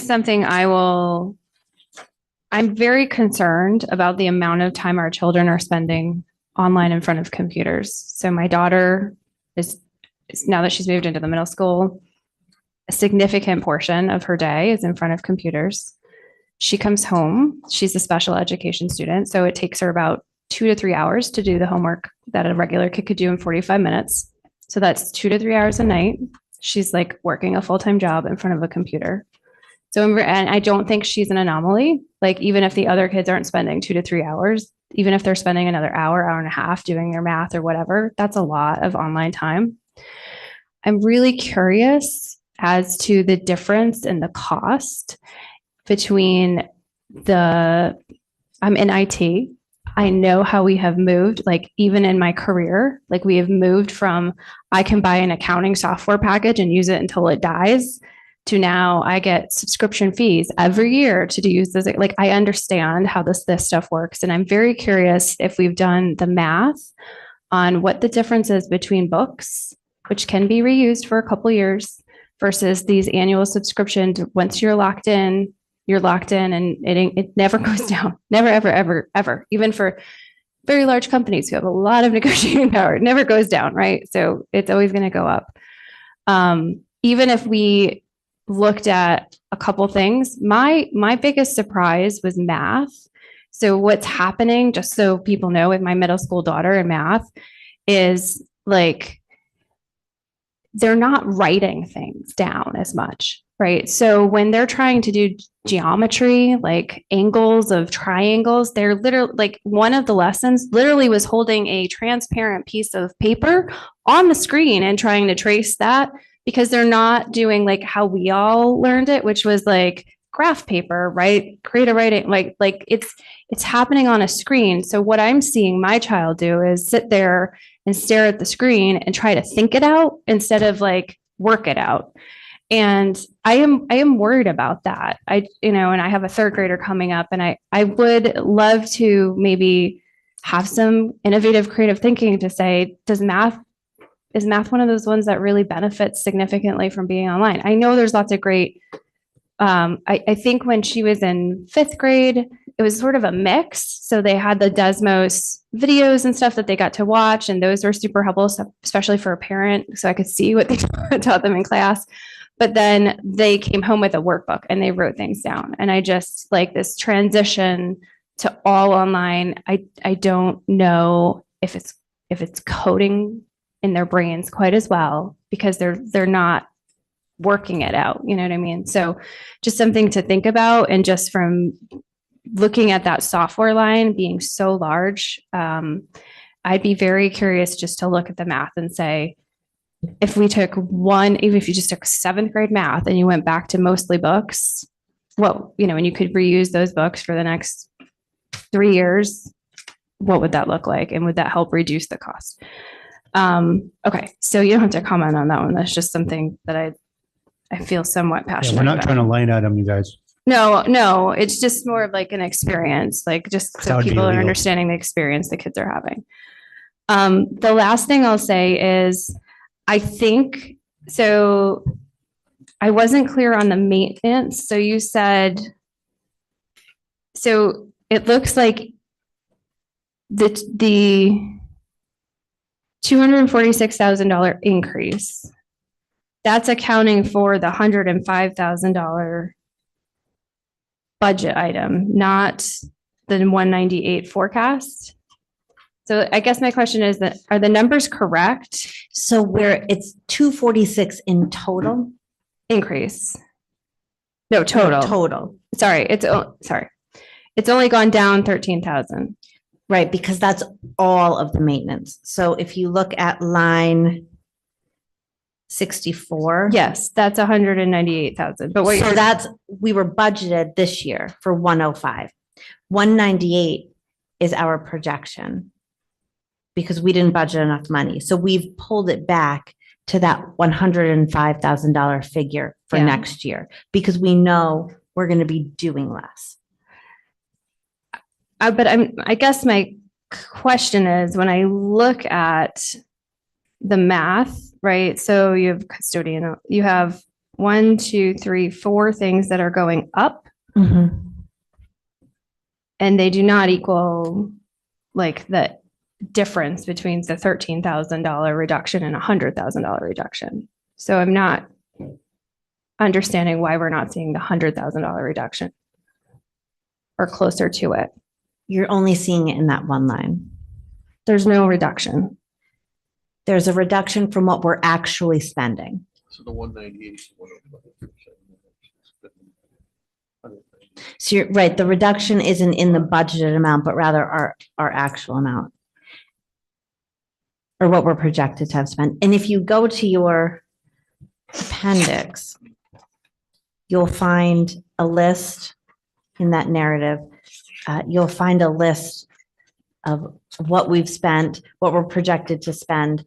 And I found it helpful because I could just sort of highlight the things that I don't believe that we'll be spending next year per this maintenance agreement. So that can give you a little insight. It's way in the back. Which? So in your narrative, Yeah. in the appendix section, you'll The find. general building fund. Yeah. Yeah.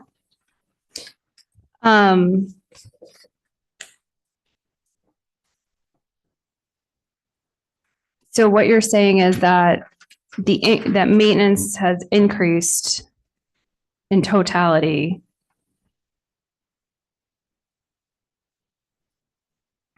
by $77,000. We had a huge maintenance cost this year. And our numbers now, right, if you bring 198 down to 105, so we're flat with this year, we still have the rest of those things that won't be impacted by this new maintenance contract that have increased. And that's what you're seeing there. That's why that whole section is only down $13,000. Okay. All right. So then the last thing I will say is there are a few things in here that I think are still one-time costs. So you mentioned in central office, 50,000 of that is legal fees. I think there were a couple other things mentioned, but I guess just maybe a comment to the board is I'd prefer like one-time costs like the legal fees not to be part of the budget and maybe be an appropriation so that given the amount that we're trying to increase, that could if you had like around, assume you have another 50,000 somewhere in here that is literally just a one-time cost, like these legal fees, because you do these contractually, so every 3 years, correct? So the The legal teacher's fees, contract is every 3 right, so years. the legal fees for the contract wouldn't necessarily be next year. That's why you see an increase this year because it Right. wasn't in last year's budget. Right. So something like, just to think about, something like legal fees, if there's other things in there, so say there's another $50,000 somewhere, you could come to the board for an appropriation when you need it, and it doesn't necessarily have to go into your budget because it's not something, you don't need 50,000 for legal fees next year or the year after, et cetera. So really just looking at your one-time costs and thinking about it from a slightly different perspective. What I would know that it would be happen- nice to keep it in there, but Oh, no, I mean, I think that we have it in there because we put it in there every time we do a contract negotiation. My concern would be if we came to you for an appropriation, but then we have to go to the town, right? Because it's over $20,000. What if the town says no? What do we do about our legal fees? So I feel like that's a cost that we, But, sorry, can I jump in for a second? But to get to Sarah's point, you put in legal fees for a contract renegotiation. Contracts renegotiated, you go into next year, you don't have contract renegotiation, but your budget can't go down. right? because Your you set number's that already been number. inflated that Sure. amount and it carries forward. Yeah, So I see Sarah's point, and I think it's a pretty good one. How do we protect the artificial inflation of the budget for one-time or periodical events? Sorry. I mean, you could certainly speak to it. I'm not sure that there's an easy answer. Yeah, I think I have something that might be helpful to understanding this. So we have several unions where we have to negotiate a contract, and they all don't happen in the same year. We have to negotiate a secretary contract this current year, right? Last time we did it without lawyers. So we don't think we're going to have any real significant fees with that. When we do the teachers is the biggest one, and that's why we budgeted that money for next year. But the following year, we won't budget 50,000 in that line because we won't need it. We'll budget less because we'll be negotiating like the administrator's contract, which is not going to be that much money. But I think. Yeah, but by statute, the budget can't go down. So it's not like next year, we could strip that out of your total number because the That's budget what he's can't go talking down. But we can.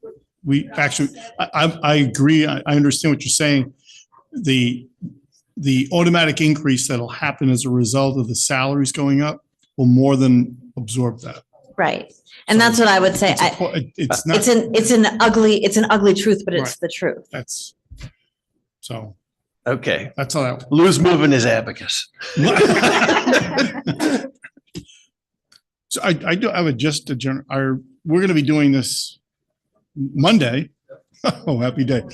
Will there be any Board of Ed representation at that? Is that, I'll come and sit just to be here. I mean, it's open to the public. I just in case a question or two came up. But I do want to, I'm still a little fuzzy on the maintenance. I thought you guys would want to talk way more about I maintenance. kind of, than we wanted to. I did some math too, but I'm with you on going back to that. I'm Okay, gonna good. have Kathy come up Sure. because she's the numbers lady. She's super excited to do that tonight too. Because all I can think of is Bob saying, wait a minute. Do you want my the budget numbers number here? didn't go down from budget. Yeah, but let's look at, Where did they go? Question needs to be asked. Are the Board of Selectmen, are the Board of Selectmen I get that. 100% I on know board that. with the division of numbers That's what I'm getting. that are being proposed? I don't Um, think there's been any agreement on who's the gonna pay budget what. number. It's just, we take take 100 over. grand out and they take 100 Did they grand. So I think agree there to that is, there 100? is an agreement that's coming, but it's not official yet. But they agreed, hey, it's gonna be this, it's tentative right now. Yeah, I think everything's done. So if I understand the conversation with Lou through the capital committee, this is something that's going to evolve. And Randy and Alan Ladd have worked through the budgets and that's what they see is about The number, directionally correct. Yeah. But what it shakes out to be as they get working through this agreement may vary a I little know bit. Bob has said it's gonna be fluid for the next couple of years. I get that. I'm talking about just the initial division of, we're gonna pay this much this year, we're gonna pay this much, it's gonna be this much. Has that already been ironed out as So Bob put $100,000 into his budget. Okay, We've backed money out of our budget. okay, so, But then in terms of you're going to pay this much, that's, I guess, that's sort of the nebulous part. yeah, What we have is a tentative agreement that says you're going to pay for these things. So if There you these go. things occur, if he put 100, was it 105 or whatever he put in his budget, he's assuming that's what he's gonna do. it's an educated guess, right? Yeah. And we're going to work together and we Yep. might have to come back to you, but Bob and I both talked about it and said the maintenance cost would be the easiest thing to come back to all of you and talk about because it's been the most widely discussed initiative ever. And so if he's made a calculation that's too low, or if we have something come up that we said, oh my goodness, we didn't think we were paying for this. And he says, no, you are. And then we end up doing it. We may need to come back to you. But I think Bob and I both feel really confident that that's an easy conversation to have. And we would rather not over budget. We would rather sort of come down and let's see how it goes. I'm trying to look at it so it can be explained, number one, to us first. So we all the boards understand it. And if we go to a hearing, why people are, someone says, if you took out 100 here, why isn't there a commensurate 100 taken out of yours? I think I'm going to need a new slide. And what I think, if you, let's look at not the difference between the 2025 budget and the 26 proposed budget, where we have a delta of 13,000 that you've reduced. You look at it as you blew the 25 budget and it should have been 319,898. So 320 grand is what you should have had in the budget for 2025 to cover your maintenance and costs. And so if you reduce the 320 by 246, you end up with $74,000 of savings in a difference in budget. What you should have had in 25 should have been closer to 320. And you're reducing that to 246. Are you guys following me? So, and actually, the numbers are much closer than that $13,000 seems to convey. If you look at it line by line, the math all hangs together, except that the difference is 93,000, not 100,000. Yes, that's true. So the maintenance is going down 93,000, but the uniforms are going up 2,500. Building supplies, it says cleaning supplies is going up 10,400. And the field maintenance is going up 5,700. So if you look at it line by line, you get to what her presentation is, but you don't get to the Board of Selectmen's $100,000. And I don't think there was ever, would ever I think it was do a so. rough number, yeah. And I think as long as you can explain that and we can conceptualize that and eventually the public can understand that, then we're going to be able to move forward. So the spreadsheet that you guys attached at the end, the long do. If you run the change off of the 25 forecast for the next version that you hand out, that would be helpful for everybody because we might as well can the original 25 budget, right? So it's good to have, but we're really talking about benchmarking off of today's reality. Forecast? Yeah. And so that's where so this is what I did in my spreadsheet, Troy, which is just add that increase, decrease line, and then I added a percent line so that you can kind of visually see what's happening. And that will be super helpful on this maintenance component. I can actually do that very quickly and then have it emailed to all of you for tomorrow. And on Monday, if you would like me to be here to explain anything in detail, I certainly can be here. We have lists to back up every number, so That, just let us know. what And I you think need. that was I wanted to make sure I said, if there are reports, like Amy wanted the software, if there are things that you want, there's backup that you want, let us know and we'll send that over to you. okay. Troy has a whole binder full of them. There are, So whatever you want to see, we want That's to great. send. One non-financial thing would be an organizational chart. I think that'd be very helpful to see the organizational chart of the school and who goes where. And I too did that. But there is one other way to look at these numbers that provides a little bit of insight in where your strategy is taking you. And that is to take a look at these numbers as a percentage of the total budget. And just as an example, if you're looking under salaries for the proposed budget for 26, it's 65.1% of the budget.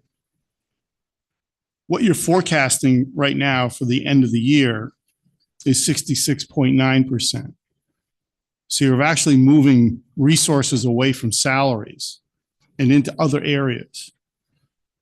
And further cutting that, if you look at educational costs versus administrative costs, those numbers have gone down as a percentage of the salaries. I'm sorry, as a percentage of the budget.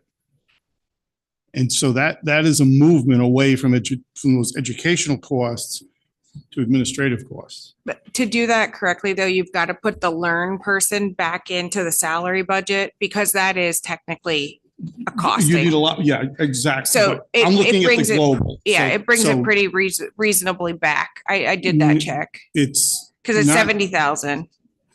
It's it's a $260,000 difference, 263,000. So my only point is that by doing it that way, you can also look to see where the money's moving and where you're investing your money as opposed to disinvesting, taking more money away.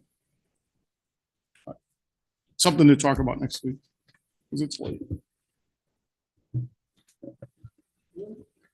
So I just, unless anyone else has significant questions, I just want to, let's just sum up as we go into Monday. And I think I'd like Sarah did, to talk about some positives. The fact that, the AD was able to bring sixth graders in, because since we moved after we did the buildings and middle school moved over here and the sixth graders stayed in the middle school, which we all felt, and I hopefully this has panned out education wise and maturity wise, having them a K through 6 in the elementary school level was supposed to be better for the kids. And I imagine it has been. The downside has been the separation of sixth graders from the middle schoolers with regard to sports. And I know it hurt me as a parent when my daughter, couldn't participate in middle school sports in sixth grade.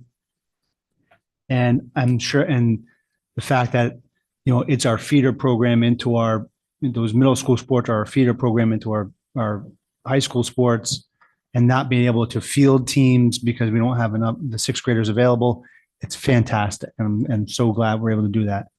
Secondly, post-COVID mental health issues and how the Board of Education and our district has handled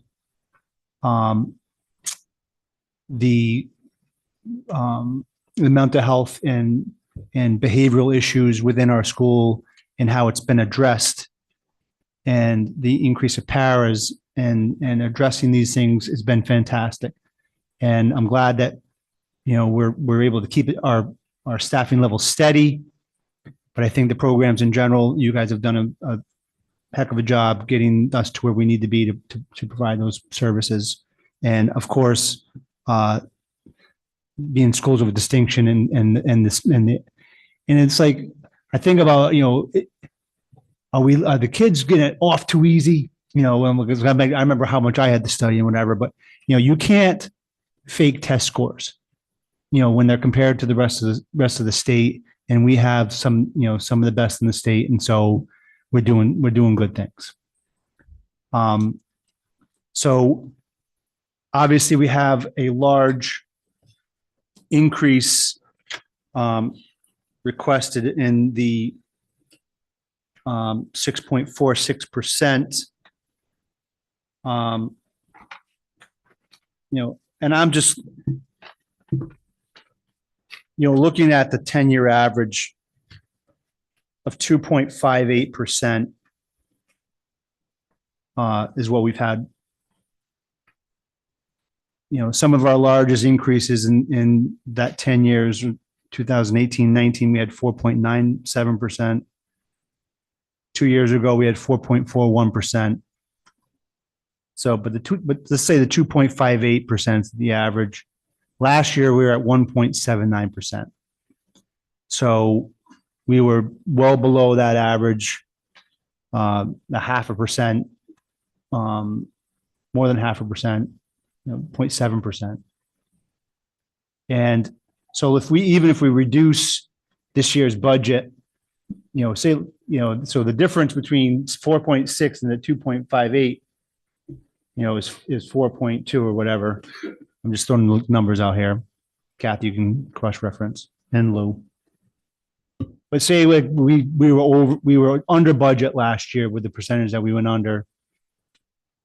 All told, even if we, brought last year's up to that 2.5, we're asking for 3% more this year. It's a significant It increase. absolutely is. You're talking more like 5% versus a 4.97, which is the highest we've ever had. So, I think we're encouraged to say, you guys are still working on things. This is the budget you think best supports everything that you do. I'm sure that we're going to have discussions on Monday. I mean, I have the spreadsheet that we use at the end of the year to present what the mill rate increase is going to be based upon the numbers as is. I can't do it on my phone right now. We used to have, Christine used to have it on her laptop, and I'm sure Suzanne will have that on there where we have the grand list. We have what's coming in for revenue. We have what's coming in for tax revenue. We have what's coming in for additional revenue. We have what it's coming in for whatever grants we're getting. And then we have our expenditure budgets. And we can mess with the mill rate to say where do we come out where we have a balanced budget?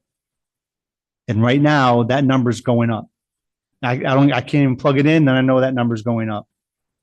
And we're going to have to decide how palatable that extra is.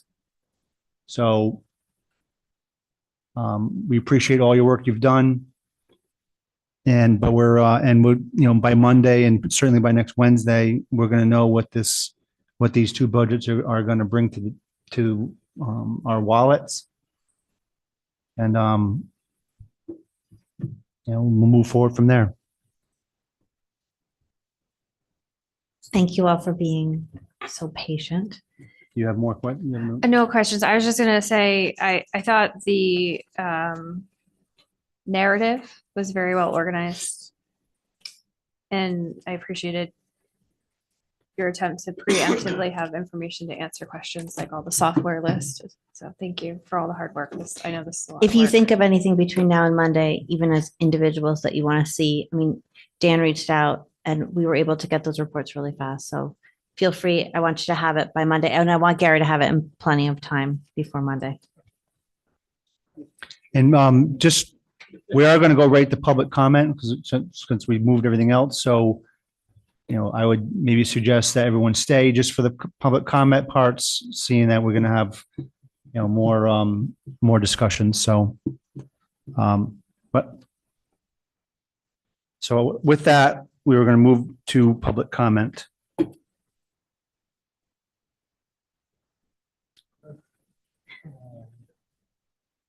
Mr. Olson, you're recognized.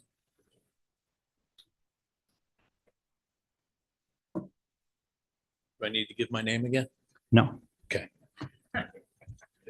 Just two minor points. On the discussion of the security cameras, please change, especially on your slide. It's not just damaged cameras, it's damage and new. I mean, just a simple omission of that casts questions in what else might not be phrased properly or might not be properly displayed or properly explained. I'm not casting dispersions. It's just a simple thing to fix. Yeah, but without it being there, and I don't know how it occurred, but it allows questions to come into your budget. And secondly, with regard to the impact, if this budget stays the same as it's presented now, for most people, they don't know the simple math to do to figure out what that would do to their taxes. You take your tax bill, 75%, and then add 6.46% to that, multiply it by that number, and you'll find out what each individual's tax bill will rise. Regardless of the mill rate, that's what it'll be. Think about that. Okay. Thank you. Brian?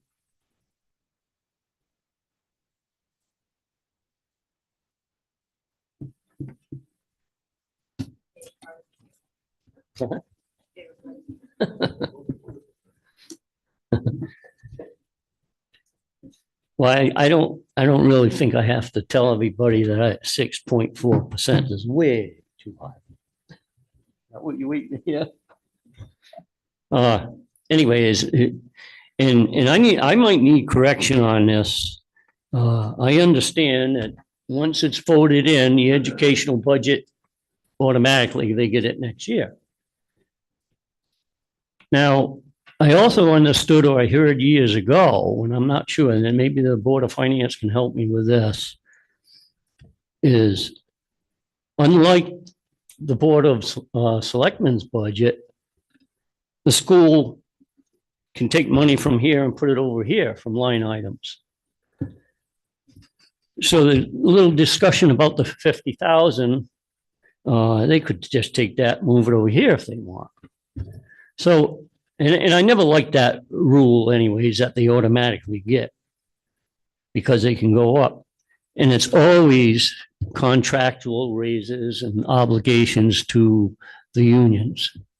And I know I've said this before, and I think it's about time you really take a look at that. And you might have to re-examine some of the positions that are in. I think it was down, I don't know if it was 2020 or 2021, when the state paid for a certain amount of people to come in because kids were having problems with COVID, getting back to school. And I think the state paid like 2 or 3 years of that. And I said I was going to watch that. And I think we're already past the 2 or 3 years. That, to me, is something up to the parents. It's not up to the taxpayer to pay for that. That may be an avenue you got to look at. As far as sports, out of our school, we got 38 kids, yeah. But we also just see where we're going down in enrollment. Prices are going up, enrollment is going down. The 38 kids, they say, like they're going to St. Bernard's, they're going to Woodstock. Wheeler says they offer football. No, we don't. Griswold offers football. Stonington offers football. We do not. We should keep our sports to where we have right in town here. And if the kids want to do some extra stuff like that, fine. I should not have to pay. I don't know if I do pay for the bus to transport them there. That should be up to the parents. When I was younger, I went bowling in Westerly. School didn't have nothing to do with that. My parents did that. Bowled in Westerly, and I come home. And those are the things I look at in a budget. I look at my budget every time my little check that the government gives me. And it seems like it keeps getting smaller and smaller. I have nothing to say about how much they charge me. All of a sudden, the next year, they'll say, okay, your medical's going up another $10 each month just to pay for my insurance. I think maybe that's an avenue you got to look at. The benefits. Benefits are worth a lot of money. I remember that at Electric Boat. And that is where it starts to come out of a person's pocket. If the medical went up 11%, you got to negotiate those prices. I'm telling you, I don't know, maybe our negotiation team needs to really clamp down on those things. All right, I hit that one. I hit that one. And the other thing I'd like to know, how long does a teacher, who is actually doing the teaching? Is it the teachers? Is it the paras, or is it the computers? When I hear about kids sitting there at a computer all day, what's the teacher doing at that time? Do they just sit back? I don't know. I'd like to know. I'd like to hear some more about that stuff. Because if it's, and do we have to buy computers for every single kid? You know, I mean, don't we have some computers up in the higher grades that can just bring them down to the lower grades? Put the newer ones, I don't know where they would belong. You know, those things. I mean, I can write you a letter, so I won't stand here all night. I know everybody's tired, but I like the conversation I heard tonight. And it was good. In Monday's meeting, that's a public meeting, right? I don't know if I'll be able to make it, but I'll try. And I hope you keep in mind too about that, about what Gary said in the beginning when we had the discussion on the beginning of the whole conversation of the extra that's in the over 17%. I really don't want to see it go to lower the mill rate. I think you got to be, and you got to tell the Board of Selectmen and the Board of Finance where you want the numbers to be, and think about every taxpayer. I know some work, some don't. I'm on a fixed income, as you know, and I know a lot of other people are. And I'd like to see us all stay in the town because we do need a diversity. All right. Thanks again. And yeah, your presentation was good. Little high, but good. Thank you. Yep. Wayne?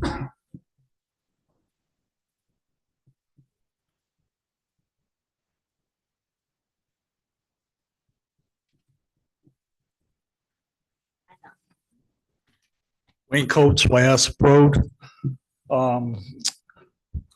We've had a lot of discussion between us and me, you guys and me, as far as the athletic fields go and the grounds.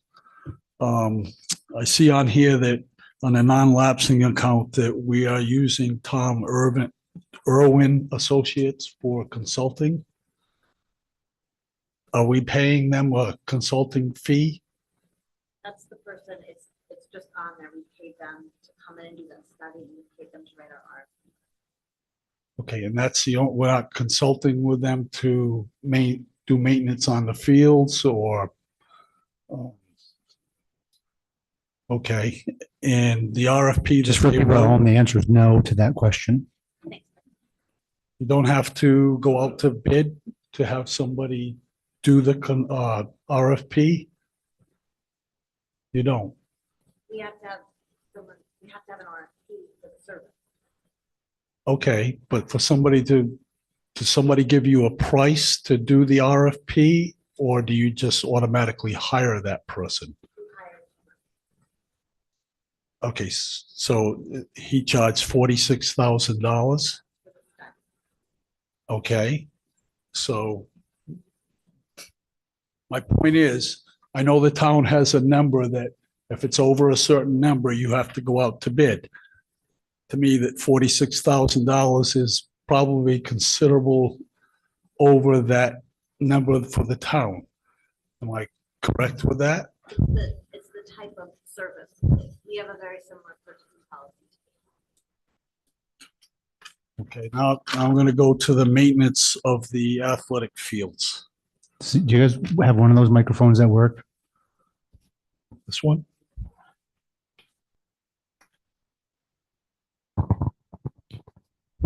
Okay.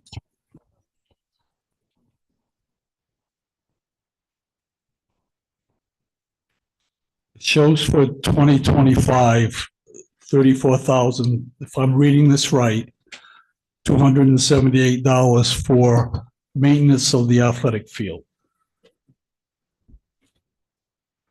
And then in 26, it goes to $40,000. Are you with me? So my question is, what are we getting for the 34,278? Because the word that I understood was we are providing the seed, but a company is providing the application, putting it on the fields. Is that? We're looking at line 69 on the Yes. budget. Wayne, just so you, Yes. the fiscal year budget for that amount is 30,000. They're projecting that it's going to cost them 34,278. That's what they're projecting, what it's going to cost this fiscal year. And they're budgeting 40 grand for next year, which would be an increase of 6 grand roughly. Okay. It's 10 grand more than what the actual budget is, but probably 6 more than what they should have. And are you asking what that is? Like, what are we Yeah, doing? what are we getting for the $34,278? A lot of it is the cost of the seeding, the aerating, the fertilizer. I know I sent you, Mr. Coates, copies of the invoices you requested, and that's done a couple of times a year.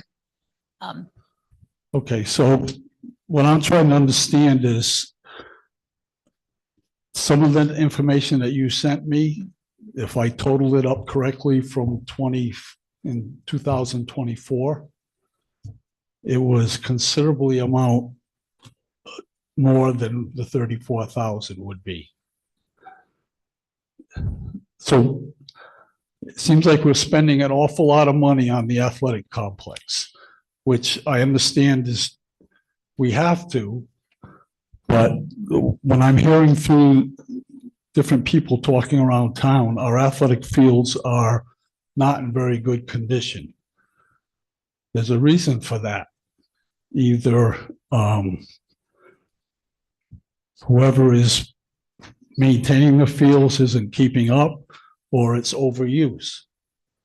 And my guess is it's overuse, unfortunately.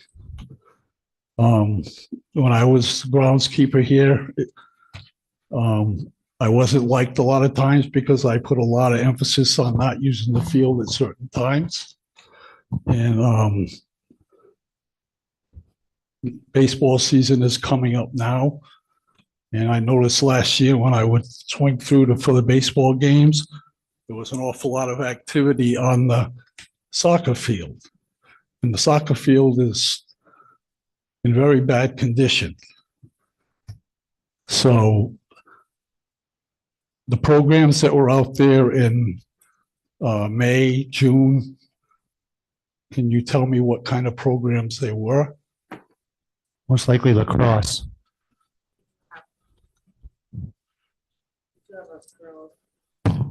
Lacrosse team at Wheeler that plays on that field. No, Do you mean rec sports? So people that are using the field that aren't necessarily associated with our school? yes. Who are those people? Are they playing soccer? Yes. I think that's the DOCA League. We certainly have, a policy that talks about how we allow people to use our field. Who gets first dibs on the field. And we certainly in the past.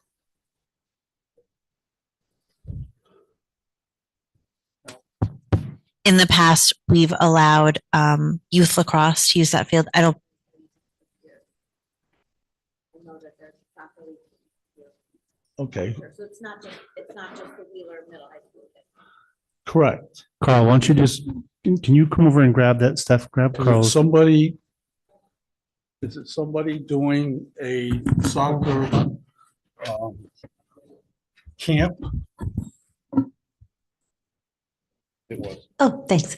I think that you probably have to talk to Vern Macca, the AD, to find out who's on those fields during the times that you're talking about. But I know that other people use our fields for sure. Okay, so my whole point is we may have to do better at regulating the use of the fields.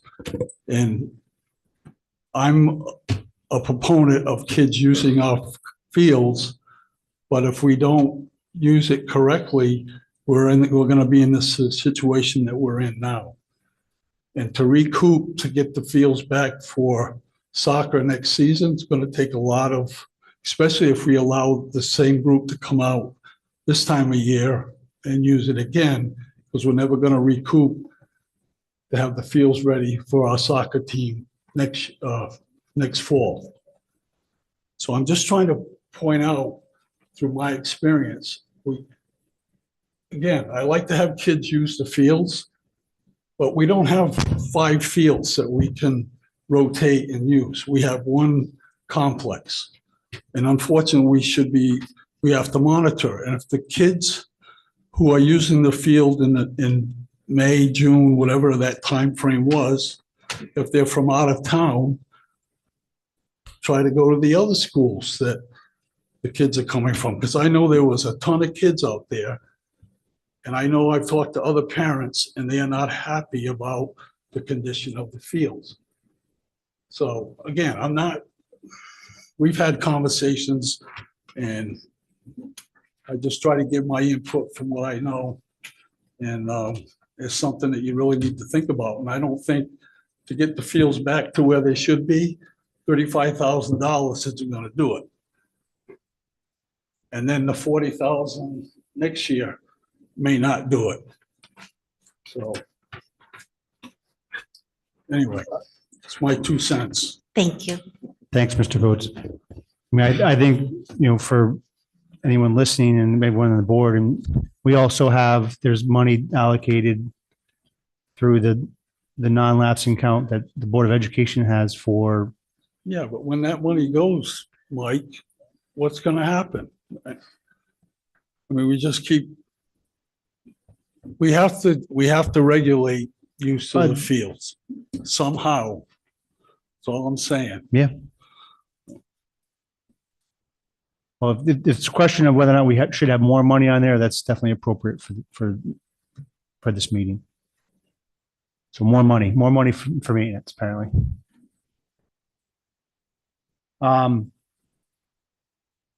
Anybody else in the room? Sir.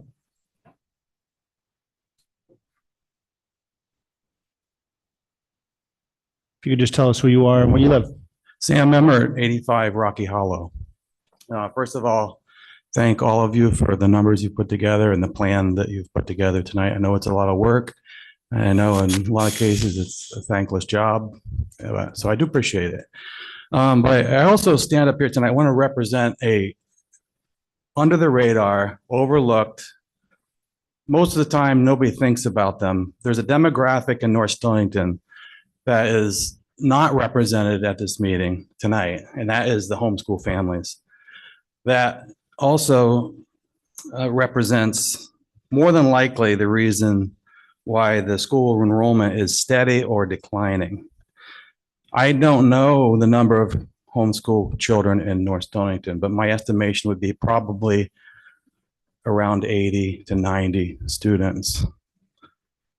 I represent 5 of them that have never been enrolled in the school here. I have families that are related to me that represent over a dozen children that have never had children enrolled here.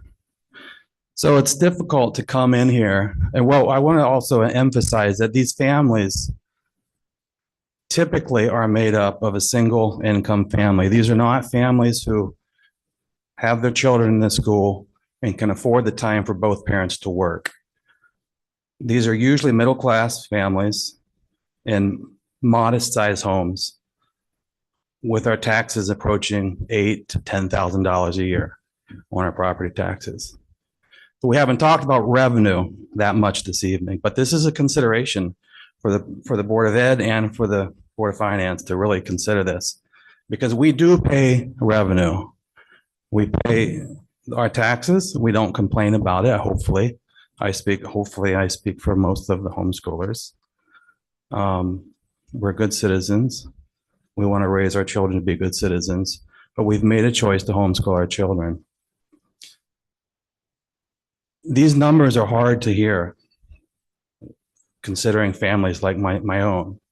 Almost 7% increase with declining enrollment. I'm not that familiar with the staffing at the school, I want to admit that, but 11 facility people, maintenance people, it seems like a lot to me. It seems like a lot of paraprofessionals. It seems like a lot of substitutes. I question why we pay for psychologists and social workers. I want to emphasize what Rathman said. Why this needs to be parents' responsibilities, these sort of things. This bureaucracy is going to continue to grow and grow. And I believe 5 to 7 to 8% is going to be the new normal, unfortunately. So I just want to put this out there as we go into the Monday meeting. And I want to ask the question, has there truly been a good faith effort to trim the fat? This is what hopefully the federal government's doing now. This is what the country wants. North Stonington is predominantly a conservative town. We need to trim the fat. There is fat to be trimmed. We haven't talked about that. We have a declining enrollment. That's going to be a hard sell. And I just want to speak kindly to everybody. I do support the school, but I support a conservative, lean school. I don't feel like there's been a good faith effort to trim the fat. If I understand it correctly, there's a state statute where we can't decrease the budget. Am I correct in that? We Generally can't just speaking, decrease the school budget. Is that right? There's a state statute. Is there a state statute that says we can't stay the same? no. Has North Stonington ever stayed the same year after year? Yes. It has.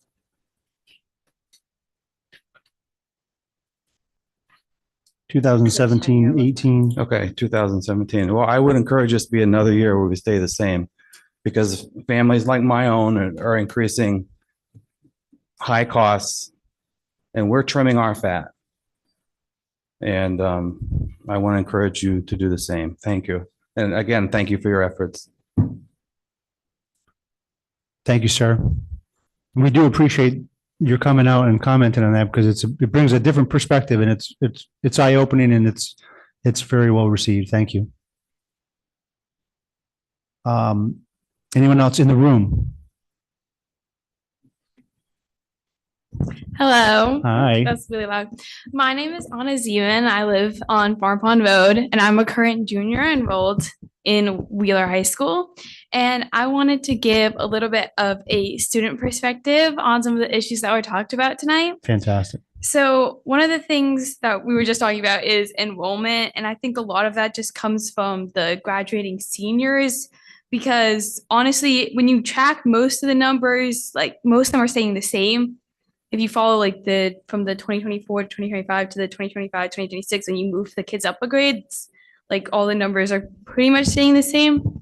I also know that a lot of the reasons why we get these kids from other towns like Preston and Volleytown is because of the stuff that we offer at our school, especially when it comes to sports. And I honestly think that just hearing from some of the other students talking about is that those sports programs really make a difference to them, because right now, especially with track, it's very, very large. It's one of the biggest sports we have right now.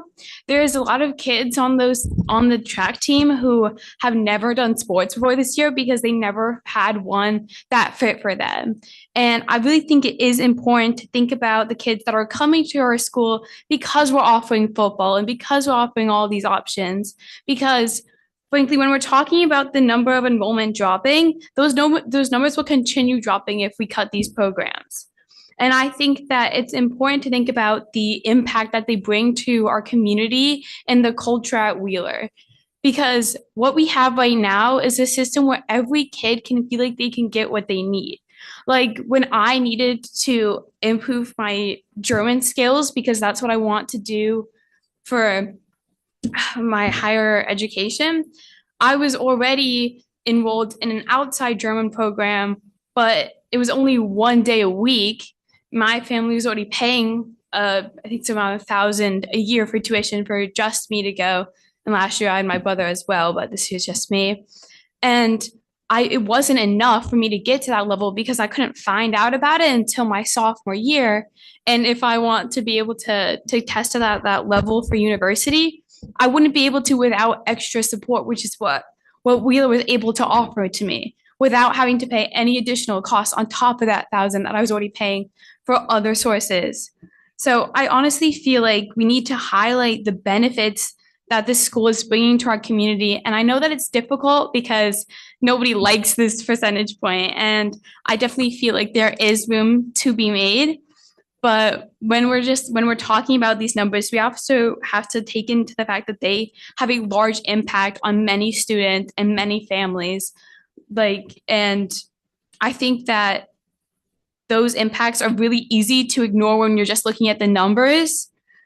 But when you think about it, there's a lot of clubs and activities at Wheeler that aren't being funded by the school. There's a lot of outside costs that come with them, especially like the Give Back Club. There's a lot of for the upcoming Travis Mills trip, each student is paying, I think, around $100 to go just to help other people. And I think that these numbers are they're decreasing what we could have been paying because our students and our families are willing to pay to go the extra mile to represent our school and doing good things.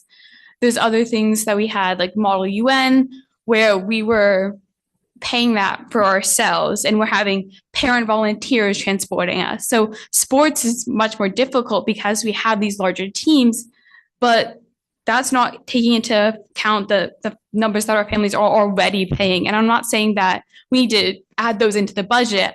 I'm just saying that we need to take that into consideration when we're talking about these numbers. Thank you. Ms. Zeman, before you go, do you think, being a student, do you think kids that might go to Ledyard or might go to Stonington are staying in school because we have co-op programs with Griswold or elsewhere? You think kids are staying right here versus going where we would have to pay tuition to other schools?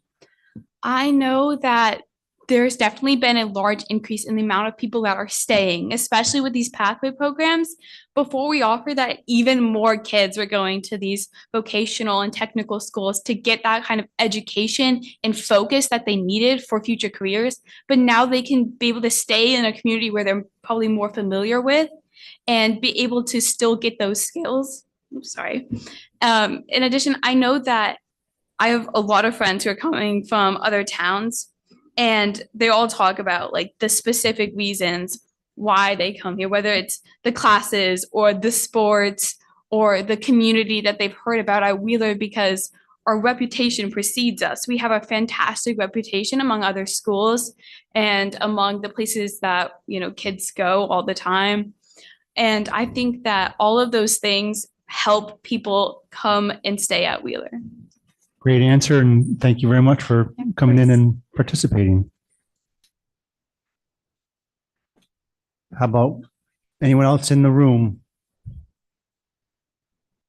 Online, we have anybody with their hand raised? And if I appreciate so many people being online, and I encourage, we are going to be, doing meetings Mondays and Wednesdays for the remainder of March. We did cancel a couple because we didn't have both budgets to talk about, but I don't think we're going to be doing that going forward because we do have a lot to chew on. And if there's no additional comments, you are certainly welcome to bring your comments to the next meeting. Encourage you guys to all stay involved. And with that, I will take a motion to adjourn. Second. All in favor? Aye.